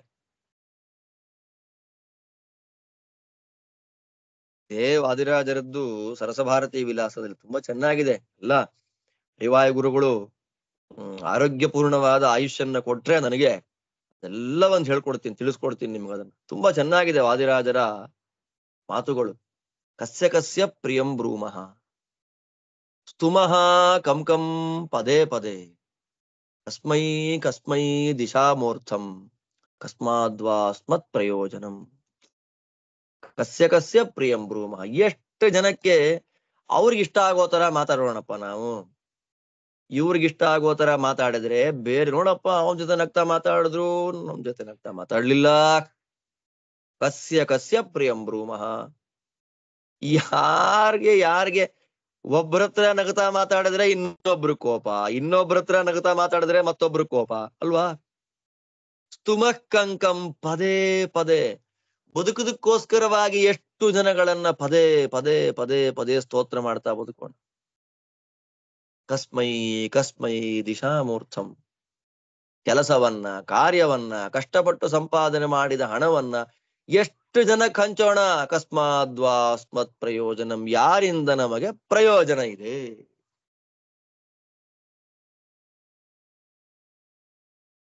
ಪ್ರತಿನಿತ್ಯದಲ್ಲಿ ಬೆಳಗ್ಗೆ ಮಧ್ಯಾಹ್ನ ಸಾಯಂಕಾಲ ಒಂದ್ ಸ್ವಲ್ಪ ಅಹಂಕಾರ ಬಂದ್ರೆ, ನಾವು ಮಾಡಿದ ಕಾರ್ಯಕ್ರಮ ಸಕ್ಸಸ್ಫುಲ್ ಆಗಿ ಕಂಪ್ಲೀಟ್ ಆಗ್ಬಿಟ್ರೆ, ಸಂಬಂಧಿಕರು ಆಗಿದ್ದಾರೆ, ಸಂಬಂಧಿಕರು ಬೈದ್ರು ಅಷ್ಟೇ, ದೂರ ಇಟ್ರು ಅಷ್ಟೇ, ಅಪ್ಪಿಕೊಂಡ್ರು ಅಷ್ಟೇ, ಏನ್ ಮಾಡಿದ್ರು ಅಷ್ಟೇ, ಸುಖ ದುಃಖ ಮಿಶ್ರಭಾವ ಎಲ್ಲಾ ಟೈಮಲ್ಲೂ ನಾವು ನೆನಪು ಮಾಡ್ಕೊಳ್ಬೇಕಾದ ಶ್ಲೋಕ ಇದೆ. ಯಾರಿಂದ ನಮಗೆ ಮುಖ್ಯ ಪ್ರಯೋಜನ ಇದೆ. ಹಾಗೆ ಬಂದಾಗ ನಾವು ಸಾಧನೆಯ ಒಂದು ದಾರಿಗೆ ಬಂದಿದ್ದೇವೆ ಅಂತ. ಆದ್ದರಿಂದ ಈ ಅಪರೋಕ್ಷ ಜ್ಞಾನಿ ಈ ತರ ಮಾಡ್ತಾನಲ್ಲ, ಇವನು ಸ್ವರೂಪನೇ ಗೊತ್ತಾಗಲ್ಲ ಅಜ್ಞಾನಿಗಳಿಗೆ. ಬೈತಾರೆ. ಯಾಕೆ ಅಂತಂದ್ರೆ ಅವರಿಗೆ ಕೆಲಸ ಮಾಡಿದ್ದಕ್ಕೆ ಪ್ರಯೋಜನ ಬೇಕೇ ಬೇಕು. ನೀವೇನ್ರಿ ಸುಮ್ಮನೆ ಕೆಲಸಕ್ಕೆ ಬರ್ದಾರ ಪಾಠ ಪ್ರವಚನ. ನನಗೆ ಎಷ್ಟು ಜನ ಹೇಳಿದ್ದಾರೆ ಗೊತ್ತಾ, ಮಠಗಳಿಗೆ ದೇವಸ್ಥಾನಗಳಿಗೆ ಬರತಕ್ಕಂತಹ ಅದನ್ನು ಸಮಾಜದ, ನಾನು ಅಪರೋಕ್ಷ ಜ್ಞಾನಿ ಅಂತಲ್ಲ, ಆಮೇಲೆ ತಪ್ಪು ತಿಳ್ಕೊಬೇಡಿ, ಹೇಳೋದು ಸಮಾಜದ ಜನ ಹೇಗಿದ್ದಾರೆ ಅಂದ್ರೆ, ಏನಪ್ಪಾ ಕೆಲಸಕ್ಕೆ ಬರ್ದೇವ್ರ ಪಾಠ ಪ್ರವಚನ ಮಾಡ್ಕೊಂಡು ಸುಮ್ಮನೆ ಟೈಮ್ ವೇಸ್ಟ್ ಮಾಡ್ತಾ ಇದ್ಯಾ ನೀನು. ದುಡ್ಡು ಸಂಪಾದನೆ ಮಾಡೋ ಮಾರ್ಗ ಹುಡುಕಯ್ಯ, ಶ್ರೀಮಂತ ಆಗಯ್ಯ, ಎಷ್ಟು ಜನ ಶಾಸ್ತ್ರವನ್ನ ಓದಿದವರು ಹೇಳಿದ್ದಾರೆ, ಶಾಸ್ತ್ರವನ್ನ ಓದ್ತಾ ಇರೋರು ಹೇಳಿದ್ದಾರೆ, ಶಾಸ್ತ್ರವನ್ನ ಓದಬೇಕು ಅಂತ ಅಂದ್ಕೊಂಡವರು ಹೇಳಿದ್ದಾರೆ, ಪಾಠ ಪ್ರವಚನದ ದಾರಿಯಲ್ಲಿ ಇರುವಂತಹ ಜನನೂ ಹೇಳಿದ್ದಾರೆ. ಎಲ್ಲ ಒಂದೇ ಉಪದೇಶ. ಏನಯ್ಯ ಸುಮ್ಮನೆ ಪುಸ್ತಕ ಅಂತ ತಗೊಂತೀಯ, ಸುಮ್ಮನೆ ಪಾಠ ಪ್ರವಚನ ಅಂತ. ನಾನೊಬ್ಬ ಅಂತಲ್ಲ, ನನ್ನಂತಹ ನೂರಾರು ಜನ ಕೇಳಿದ್ದಾರೆ. ಹಣದ ಮೇಲೆ ಅಷ್ಟು ಮೋಹ ಇಲ್ಲದ, ನಾನು ತುಂಬಾ ಡೈರೆಕ್ಟ್ ಆಗಿ ಹೇಳ್ಕೊಂತೀನಿ, ನನಗ ದೇವ್ರು ಕೊಟ್ಟಂತಹ ದೊಡ್ಡ ವರ ನನಗದು. ಶ್ರೀಮಂತಿಕೆಯ ಮೇಲೆ ಆಸೆ ಇಲ್ಲ. ಆದ್ದರಿಂದ ನಾನು ತುಂಬಾ ಪ್ರೌಡ್ ಫೀಲ್ ಆಗ್ತೀನಿ ಆ ವಿಷಯದಲ್ಲಿ. ಅದನ್ನ ನೀವು ದುರಹಂಕಾರ ಅಂತ ಮಾತ್ರ ಭಾವಿಸ್ಬೇಡಿ. ನಂಗೆ ತುಂಬಾ ಸಂತೋಷ, ನನಗೆ ನನ್ನ ಮನಸ್ಥಿತಿಗೆ ನಂಗೆ ತುಂಬಾ ಸಂತೋಷ. ಪಾಠ ಪ್ರವಚನಕ್ಕೆ 2 ಹೊತ್ತು ಊಟಕ್ಕೆ ಅನುಕೂಲ ಆಗ್ಬಿಟ್ರೆ ನನಗೆ ಅದಕ್ಕಿಂತ ದೊಡ್ಡದಿನ್ನೇನು ಬೇಕಾಗಿಲ್ಲ. ಆದ್ದರಿಂದ ಹೇಳೋದೇನು ಅಂದ್ರೆ, ಪ್ರಯೋಜನ. ಜನಕ್ಕೇನು ಬೇಕು ಅಂದ್ರೆ ಪ್ರಯೋಜನ ಬೇಕು.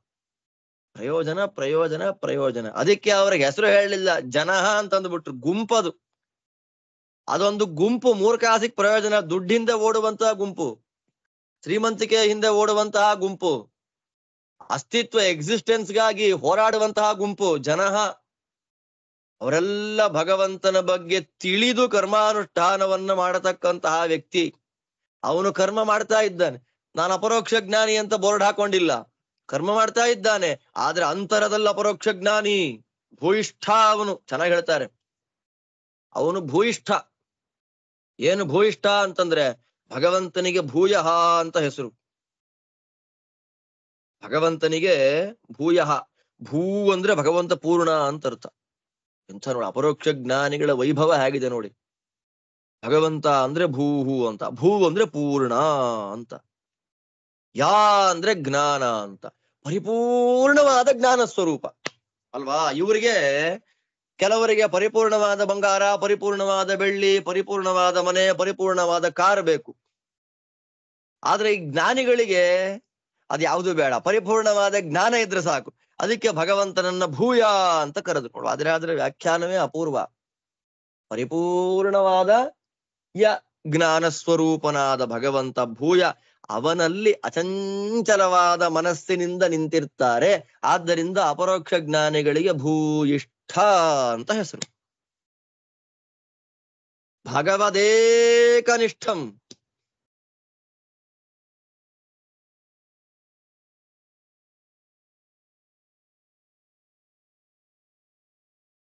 ಅಯ್ಯೋ ಅವರು ನಮ್ಮನ್ನು ಆಡ್ಕೊಂತಾರಲ್ಲ, ಅಯ್ಯೋ ಇವ್ರು ನನ್ನ ಹತ್ರ ದುಡ್ಡಿಲ್ಲ ಅಂತಂತಾರಲ್ಲ, ಅಯ್ಯೋ ಅವ್ರು ಹಾಗಂತಾರಲ್ಲ, ಆಸ್ತಿ ಇಲ್ಲ. ಯಾವ ಲೋಕ ವ್ಯವಹಾರ, ಲೋಕನೀತಿ, ಲೋಕದ ಮಾತುಗಳ ಮೇಲೂ ತಲೆನೇ ಕೆಡಿಸ್ಕೊಳಲ್ಲ.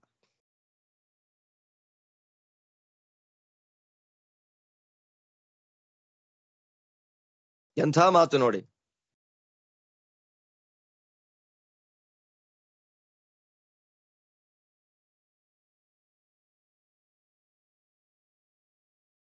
ಭೂಯಿಷ್ಠ ಅವನು.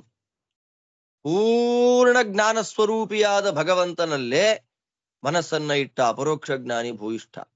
ಅವನಿಗೆ ತಲೆನೇ ಕೆಡಿಸ್ಕೊಳಲ್ಲ. ಅವನು ಯಾವ ವಿಷಯಕ್ಕೂ ತಲೆ ಕೆಡ. ದೇವ್ರಿದ್ರೆ ಸಾಕು ಅವನಿಗೆ, ಪುಸ್ತಕ ಇದ್ರೆ ಸಾಕು, ಪಾಠ ಕೇಳಕ್ 4 ಜನ ಇದ್ರೆ ಸಾಕು, ಸ್ನಾನ ಮಾಡಕ್ ಒಂದ್ ಜಾಗ ಇದ್ರೆ ಸಾಕು, ಪೂಜೆಗೆ ಒಂದ್ ಜಾಗ ಇದ್ರೆ ಸಾಕು, 4 ತುತ್ತು ಅನ್ನ ಇದ್ರೆ ಸಾಕು. ಬಿಟ್ಟು ಹೋಗ್ಲಿಕ್ ಬಂದವನಿಗೆ ಕಟ್ಟೇನಾಗಬೇಕಾಗಿದೆ, ದೊಡ್ಡ ಮಾತು. ಅಪರೋಕ್ಷ ಜ್ಞಾನಿ. ಆದ್ದರಿಂದ ಅವನ ಆಚರಣೆ, ಅವನ ಅನುಷ್ಠಾನ, ಅವನ ಬಗ್ಗೆ ಇವರು ತಿಳ್ಕೊಳ್ಳೋದಿಲ್ಲ. ಆದ್ದರಿಂದ 2 ರೀತಿಯಾದ ಜನಗಳು, 2 ರೀತಿಯಾದ ಫಲ. ಅಪರೋಕ್ಷ ಜ್ಞಾನಿ, ಅಪರೋಕ್ಷ ಜ್ಞಾನಿ ಅಲ್ಲದವನು. ಅವರಿಬ್ಬರೂ 2 ರೀತಿಯಾದ ಕರ್ಮ, ಸಕಾಮ ಕರ್ಮ, ನಿಷ್ಕಾಮ ಕರ್ಮ. ಆದ್ದರಿಂದ ನಿಷ್ಕಾಮ ಕರ್ಮವೇ ಮೋಕ್ಷವನ್ನ ತಂದುಕೊಡ್ತದೆ. ಮೋಕ್ಷಕ್ಕೆ ಕಾರಣವಾದದ್ದು ಕೇವಲ ನಿಷ್ಕಾಮ ಕರ್ಮ ಅಂತನ್ನೋದು ಅಜ್ಞಾನಿಗಳಿಗೆ ಕಾಣೋದಿಲ್ಲ. ಅವರೆಲ್ಲ ಬಹಿರ್ಮುಖರೇ.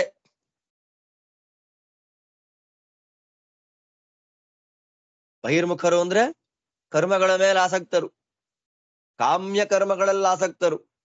ನನಗೇನು ಬರುತ್ತೆ ಇದರಿಂದ ಅಂತ ನೋಡೋರು. ಅದು ಬಿಟ್ರೆ ಭಾಗವತ ಧರ್ಮದಲ್ಲಿ ಭೂಯಸ್ತ್ವ ಅನ್ನೋದಿಲ್ಲ. ಭಾಗವತ ಧರ್ಮೇ ಭೂಯಸ್ತ್ವಂ ನಾಸ್ತಿ. ಎಂಥ ಮಾತ್ ನೋಡಿ. ಅನೇನ ವಿಷಯರಾಗಿಣಾಂ ಬಹಿರ್ಮುಖಾನಾಂ ಜನಾನಾಂ ಭಾಗವತ ಧರ್ಮೇ ಭೂಯಸ್ತ್ವನ್ನಾಸ್ತಿ ಇತ್ಯರ್ಥ. ರಾಜರು ಬರೆದು ಬಿಟ್ರು ದೊಡ್ಡ ವಾಕ್ಯವನ್ನ. ಯಾರಿಗೆ ವಿಷಯದಲ್ಲಿ ಆಸಕ್ತಿ ಇದೆ, ಕರ್ಮಗಳನ್ನ ಫಲಕ್ಕೋಸ್ಕರವೇ ಯಾರು ಮಾಡ್ತಾರೆ ಅವರೆಲ್ಲ ಬಹಿರ್ಮುಖರು. ಅಂತಹ ಅಜ್ಞಾನಿ ಜನಗಳಿಗೆ ಭಾಗವತ ಧರ್ಮದಲ್ಲಿ ಭೂಯಸ್ತ್ವ, ಆಚರಣೆಯಲ್ಲಿ ಅನುಷ್ಠಾನದಲ್ಲಿ ಆಸಕ್ತಿ ಇಲ್ಲ.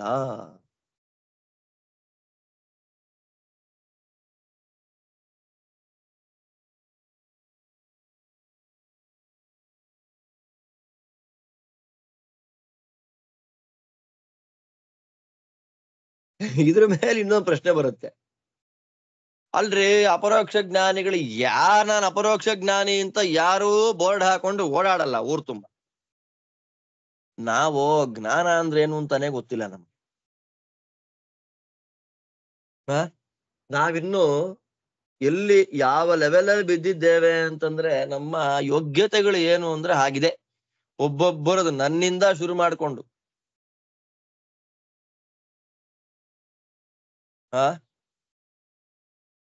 ಎಲ್ಲದಕ್ಕೂ ಪ್ರತಿಯೊಂದಕ್ಕೂ ನಮ್ಮ ಆಟ ಹೀಗಿದೆ. ಹಾಗಿರ್ಬೇಕಾದ್ರೆ ಇವನು ಜ್ಞಾನಿ ಅಂತ ನಮ್ಗೆ ಹೆಂಗ್ ಗೊತ್ತಾಗುತ್ತೆ? ನಾವೆಲ್ಲ ಅಜ್ಞಾನಮಯರು ನಾವು. ನಮಗೆ ಪ್ರಾಕೃತರು ಅಜ್ಞಾನಿಗಳು. ಜ್ಞಾನಿ ಜನಗಳ ಸ್ವರೂಪ ನಮಗೆ ಹೇಗ್ ಸ್ವಾಮಿ ಗೊತ್ತಾಗೋದು?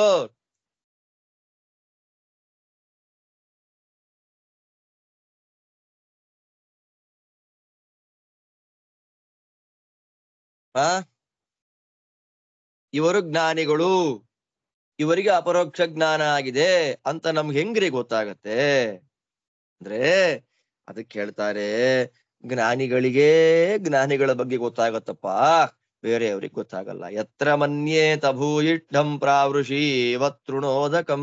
ಅಷ್ಟೇ.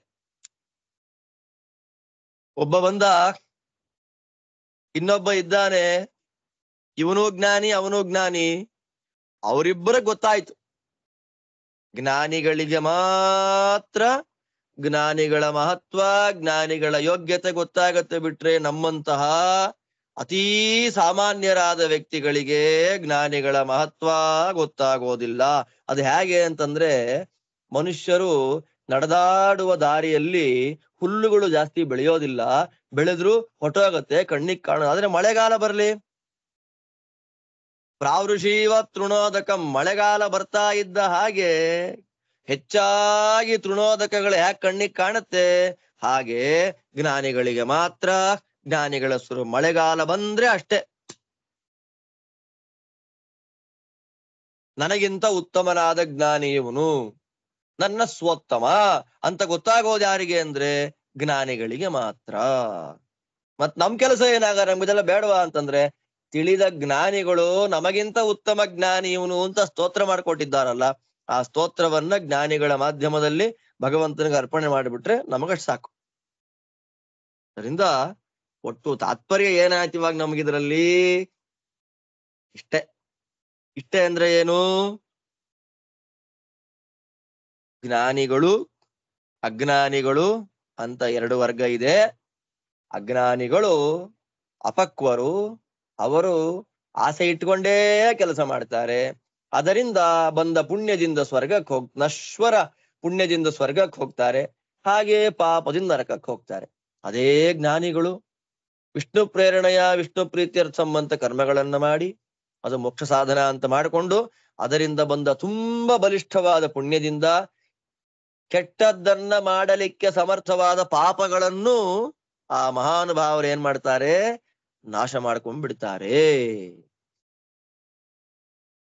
ಅಂತಹ ಜ್ಞಾನಿಗಳ ಮಹತ್ವ ಅಜ್ಞಾನಿಗಳಾದವರಿಗೆ ಏನೂ ಗೊತ್ತಾಗೋದಿಲ್ಲ. ಜ್ಞಾನಿಗಳಿಗೆ ಮಾತ್ರ ನನಗಿಂತ ಉತ್ತಮನಾಗಿರ್ತಕ್ಕಂಥ ಜ್ಞಾನಿ ಇವನು ಅಂತ ಹೇಳಿ ಗೊತ್ತಾಗತ್ತೆ.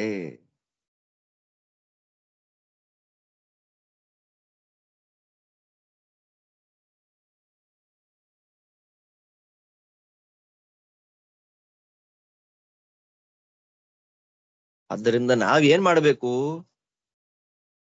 ನಮ್ ಕೆಲಸ ಏನು ಅಂತಂದ್ರೆ, ಜ್ಞಾನಿಗಳ ಲಕ್ಷಣ ಅಂತ ಕೆಲವನ್ನ ಹೇಳಿದ್ದಾರೆ ಶಾಸ್ತ್ರದಲ್ಲಿ. ಅಂತ ಜ್ಞಾನಿಗಳು ಸಿಕ್ಕಾಗ ಎಂಥ ಮಾತು ನೋಡಿ. ಅನ್ನಂ ಪಾನಂ ಬ್ರಾಹ್ಮಣಸ್ಯ ತಜ್ಜೀವನ್ನಾನು ಸಂಜರೇತ್ ಯತ್ರ ಕಥಯಮಾನಸ್ಯ ಪ್ರಯಚ್ಛತ್ಯ ಶಿವಂ ಭಯಂ. ಅನ್ನಂ ಪಾನಂ ಬ್ರಾಹ್ಮಣಸ್ಯ, ಜ್ಞಾನಿಯಾಗಿರತಕ್ಕಂತಹ ವ್ಯಕ್ತಿಗೆ ಜ್ಞಾನಿಗಳ ಸೇವೆಯನ್ನ ಮಾಡೋದು ಅವಶ್ಯ ಕರ್ತವ್ಯ. ಅದು ಭಗವಂತನ ಸೇವೆ. ಏನ್ರಿ ಆಚಾರ್ಯಗಳು ಪ್ರವಚನ ಮಾಡಿ ಪಾಠ ಮಾಡಿ ಒಳ್ಳೆ ಬೆಳ್ಳಿ ಬಂಗಾರ ಎಲ್ಲಾ ತಗೊಂಡ್ಬಿಡ್ತಾರೆ. ನಮ್ ಜನ ಹೊಟ್ಟೆ ಉರಿ. ನೀನು ಓದಪ್ಪ, ಯಾರು ಬೇಡ ಅಂದೋರು. ನೀನು ಶಾಸ್ತ್ರ ಅಧ್ಯಯನ ಮಾಡು, ನೀನು ಪಾಠ ಪ್ರವಚನ ಮಾಡು. ಮತ್ತೆ ಪಾಠ ಪ್ರವಚನ ಅಂದ್ರೆ ಏನೋ ಸುಮ್ನೆ ಒಂದು ಖಾಲಿ ಡಬ್ಬದಲ್ಲಿ ಕಲ್ಲು ಹಾಕಿ ಬಡ ಬಡ ಬಡ ಅಂತ ಓಡಿಸೋದಲ್ಲ, ಜನಕ್ಕೆ ಮುಟ್ಟುವಂತೆ ಮಾಡು. ಆಕಾಶ ನೋಡ್ಲಿಕ್ಕೆ ಟಿಕೆಟ್ ತಗೊಳ್ಬೇಕಾದಿಲ್ಲ. ಆಕಾಶಕ್ಕೆ ಟಿಕೆಟ್ ಬೇಡ. ಎಲ್ರು ಯೋಗ್ಯತೆ ಇದ್ದವ್ರು, ಎಲ್ರ ತಲೆ ಎತ್ ನೋಡ್ಲಿಕ್ಕೆ ಆದವರು, ಕುತ್ತಿಗೆ ನೋವಿಲ್ದಿರೋರು ಯಾರು ಬೇಕಾದ್ರೆ ನೋಡ್ಬೋದು. ಆದ್ದರಿಂದ ಇಂಥವರಿಗೆ ಶಾಸ್ತ್ರ ಅಧ್ಯಯನ ಮಾಡ್ಲಿಕ್ಕೆ ಬೇರೆಯವರು ಓದ ಆಗಿಲ್ಲ ಅಂದ್ರೆ ನಿಷೇಧ ಮಾಡಿಲ್ಲ. ಬ್ರಾಹ್ಮಣ ವರ್ಗದಲ್ಲಿ ಮಾತಾಡ್ತಾರೆ. ಎಷ್ಟು ಕಷ್ಟ ಅಂತ ಓದ್ದವ್ರಿಗೆ ಗೊತ್ತು.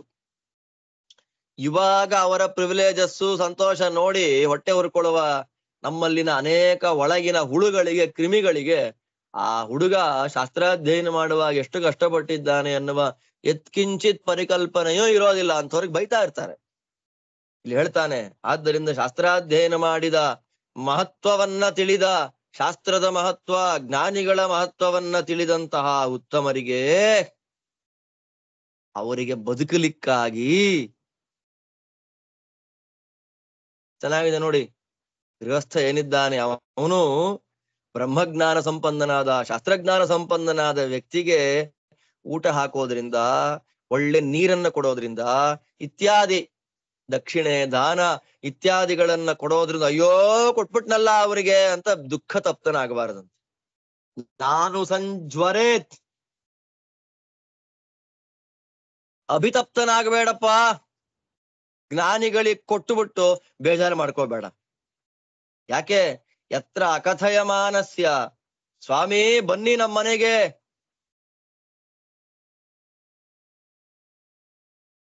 ಎಂಥ ಮಾತು ನೋಡ್ರಿ ಹೇಳೋದಿಲ್ಲಿ. ತುಂಬಾ ದೊಡ್ಡ ಮಾತು. ಅಯ್ಯಯ್ಯೋ ದಕ್ಷಿಣೆ ಕೊಟ್ನಲ್ಲ ಅವ್ರಿಗೆ, ಅಯ್ಯಯ್ಯೋ ದುಡ್ಡು ಕೊಟ್ನಲ್ಲ, ಅಯ್ಯಯ್ಯೋ ಬೆಳ್ಳಿ ಬಂಗಾರ ಕೊಟ್ನಲ್ಲ, ಅಯ್ಯಯ್ಯೋ ಊಟ ಹಾಕ್ಬಿಟ್ನಲ್ಲ, ಖರ್ಚಾಗೋಯ್ತಲ್ಲ ಅಕ್ಕಿ ಬೇಳೆ. ಜ್ಞಾನಿಗಳಿಗೆ ಕೊಟ್ಬಿಟ್ಟು ಹಂಗ ಮಾತಾಡ್ಬೇಡಪ್ಪ. ಯಾಕೆ ಗೊತ್ತಾ? ರಾಜರಂತಾರೆ, ಮಹತ್ ಸೇವಾಂ ದ್ವಾರಮಾಹುರ್ ವಿಮುಕ್ತೇಹೇ ಸತ್ಸಂಗಮೋ ತದೈವ ಸದ್ಗತೌ. ಸಾತ್ವಿಕರ ಸಂಗಮ ನಮಗಾಯ್ತು ಅಂದ್ರೆ ಸದ್ಗತಿಗೆ ಅದು ಕಾರಣ. ಜ್ಞಾನಿಗಳ, ಉತ್ತಮರ ಸೇವೆಯನ್ನ ಮಾಡುವಂಥದ್ದು ಮೋಕ್ಷದ ಬಾಗಿಲನ್ನ ತೆಗೆದ ಹಾಗೆ. ಮಹಾಫಲ ಇದೆ.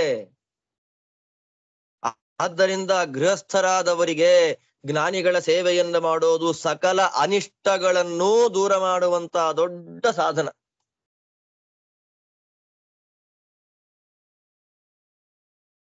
ದೊಡ್ಡವರ ಸೇವೆಯನ್ನ ಮಾಡಬೇಕು, ಜ್ಞಾನಿಗಳ ಸೇವೆಯನ್ನ ಮಾಡಬೇಕು.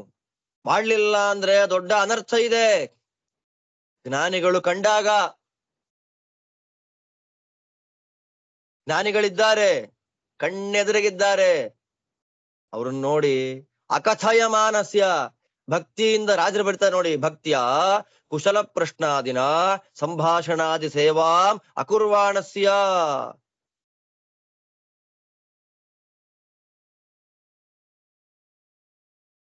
ಎಲ್ಲ ದೊಡ್ಡ ಫಲಗಳು ನೋಡಿ. ಇದೆಲ್ಲ ವೇದಾಂತದ ಮಧ್ಯದಲ್ಲಿ ನಮ್ಮ ಎಚ್ಚರಿಕೆಯ ಮಾತುಗಳು ಸನತ್ ಕುಮಾರರು ಕೊಡೋದು. ನಿಮಗೆ ಕಂಡ್ರು ಜ್ಞಾನಿಗಳು, ನಿಮ್ಮೂರಿಗೆ ಬಂದಿದ್ದಾರೆ, ನಿಮ್ಮಲ್ಲಿದ್ದಾರೆ, ಕಂಡಿದ್ದಾರೆ.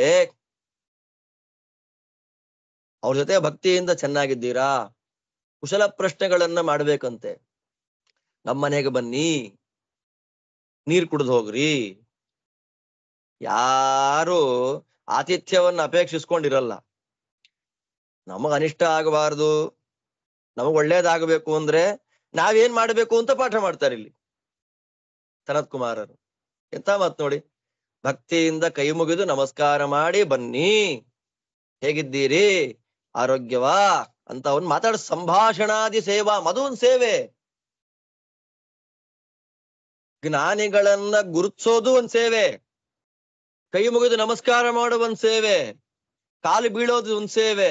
ದುಡ್ಡು ಕೊಡೋದೇ ಸೇವೆ ಅಲ್ಲ, ಬಂಗಾರ ಕೊಡೋದೇ ಸೇವೆ ಅಲ್ಲ, ಒಂದು ಲೋಟ ನೀರು ಕೊಡೋದು ಸೇವೆ, ಒಂದು ತುಂಡು ಬೆಲ್ಲ ಕೊಡೋದು ಸೇವೆ, ನಮ್ಮನೆಗ್ ಬನ್ನಿ ಅಂತ ಕರೆಯೋದು ಅವ್ರು ನಮ್ಮನೆಗ್ ಬಂದ್ರೆ ಸಾಕ್ರಿ, ನೆಗೆಟಿವ್ ಎನರ್ಜಿ ಎಲ್ಲ ದೂರ ಆಗ್ಬಿಡುತ್ತೆ. ಆದ್ದರಿಂದ ಯಾರು ಈ ರೀತಿ ಮಾಡೋದಿಲ್ಲ ಅವರಿಗೆ ಅಶಿವಂ, ಎಂಥ ಮಾತು ನೋಡಿ ಇಲ್ಲಿ, ಪ್ರಯಚ್ಛತ್ಯಶಿವಂ ಭಯಂ ಅಂತಾರೆ. ಅಲ್ಪಾಯುಷ್ಟ್ವಾದಿ ಪ್ರದಾನಾದಿನ ಮರಣಾದಿ ರೂಪಂ ಅಮಂಗಲಂ ಭಯಂ ಪಾರತ್ರಿಕಂ ನರಕ ಭಯಂಚ ಪ್ರಯಚ್ಛಂತಿ ದೇವಾಹ. ವಾದಿರಾದ್ರ ಮಾತು. ಜ್ಞಾನಿಗಳು ಸಿಕ್ಕಾಗ ನಮ್ಮನೆಗ್ ಬನ್ನಿ ಅಂತ ಯಾರು ಕರೆಯಲ್ಲ, ಮಾತಾಡ್ಸೋದಿಲ್ಲ, ನಗೋದಿಲ್ಲ, ನಮಸ್ಕಾರ ಮಾಡೋದಿಲ್ಲ, ಆತಿಥ್ಯ ಮಾಡೋದಿಲ್ಲ, ಕೈಲಿದ್ದದನ್ನ ಕೊಟ್ಟು ನಮಸ್ಕಾರ ಯಾರು ಮಾಡೋದಿಲ್ಲ. ಜ್ಞಾನಿಗಳ ತಿರಸ್ಕಾರವನ್ನ ಯಾರು ಮಾಡ್ತಾರೆ, ಜ್ಞಾನಿಗಳಿಗೆ ಆಹ್ವಾನವನ್ನ ಯಾರು ಮಾಡೋದಿಲ್ಲ, ಇನ್ವಿಟೇಷನ್ ಕೊಡೋದಿಲ್ಲ, ಬನ್ನಿ ಅನ್ನೋದಿಲ್ಲ, ಅವರಿಗೆ ದೇವತೆಗಳು ಅಲ್ಪಾಯುಸ್ಸನ್ನ ಕೊಟ್ಟು ಬಿಡ್ತಾರಂತೆ. ಜ್ಞಾನಿಗಳ ಸೇವೆಯನ್ನ ಮಾಡದೇ ಇರೋ ಜನ್ಮ ಯಾಕೆ ಇವನಿಗೆ, ಜ್ಞಾನಿಗಳ ಸೇವೆಯನ್ನ ಮಾಡದೇ ಇರೋ ಆಯುಷ್ಯ ಯಾಕೆ ಇವನಿಗೆ ಅಂತ ಮರಣಾದಿ ರೂಪವಾದ ಅಮಂಗಲವನ್ನ, ಭಯವನ್ನ ಕೊಡ್ತಾರೆ ಈ ಲೋಕದಲ್ಲಿ. ಬೇಗ ಹೋಗ್ಬಿಡ್ತಾನೆ. ಆಮೇಲೆ ಪಾರತ್ರಿಕಂ ನರಕ ಭಯಂಚ ಪ್ರಯಚ್ಛಂತಿ, ಪಾರತ್ರಿಕವಾಗಿರತಕ್ಕಂತಹ ನರಕದ ಭಯವನ್ನ ಕೊಡ್ತಾರೆ. ಇಲ್ಲಿ ಅಲ್ಪಾಯುಸ್ಸೆನ್ನುವ ಭಯ, ಅಲ್ಲಿ ನರಕದ ಭಯ ದೇವತೆಗಳು ಕೊಡುವಂಥದ್ದು. ಆದ್ದರಿಂದ ನಾವೇನ್ ಮಾಡಬೇಕು, ಈ ಕೆಲಸವನ್ನ ಮಾಡಬೇಕು.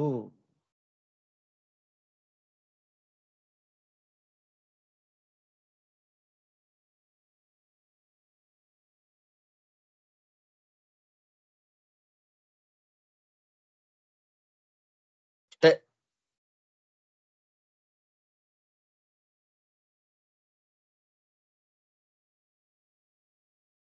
ಜ್ಞಾನಿಗಳ ಸೇವೆ ಮೋಕ್ಷ ಸಾಧನ, ಜ್ಞಾನಿಗಳ ಸೇವೆ ಭಗವಂತನ ಸೇವೆ, ಛಲಪ್ರತಿಮೆಗಳು ಜ್ಞಾನಿಗಳು. ಸರಿ ಸ್ವಾಮಿ, ಇಂಥ ಜ್ಞಾನಿ ಯಾರು, ನೋಡ್ತಾ ಇದ್ದ ಹಾಗೆ ಅವರ ಸೇವೆ ಮಾಡು ಅಂತ ಹೇಳ್ತಿರಲ್ಲ ನೀವು, ಆ ಜ್ಞಾನಿ ಯಾರು? ಸ್ವಲ್ಪ ಆ ಜ್ಞಾನಿಯ ಲಕ್ಷಣವನ್ನ ಒಂದೆರಡು ಮಾತುಗಳಿಂದ ಹೇಳ್ರಿ ನೀವು ಅಂತಂದ್ರೆ ತುಂಬಾ ಸುಂದರವಾದ ಪ್ರಮೇಯಗಳನ್ನೆಲ್ಲ ಸನತ್ ಕುಮಾರರು ಜ್ಞಾನಿಗಳ ಲಕ್ಷಣವನ್ನ ಹೇಳ್ತಾರೆ. ಅದನ್ನ ಮತ್ತೆ ನಾಳೆ ಅನುಸಂಧಾನ ಮಾಡೋಣ ಅಂತ ಹೇಳ್ತಾ, ಇವತ್ತಿನ ಸನತ್ಸು ಜಾತಿಯ ಚಿಂತನೆಯನ್ನ ಗುರುವಂತರ್ಗತ ಭಗವಂತನಿಗೆ ಅರ್ಪಣೆ ಮಾಡ್ತಾ ಇದ್ದೇನೆ. ಎಲ್ಲರಿಗೂ ಭಗವಂತ ಒಳ್ಳೇದು ಮಾಡ್ಲಿ. ಶ್ರೀಕೃಷ್ಣಾರ್ಪಣಮಸ್ತು.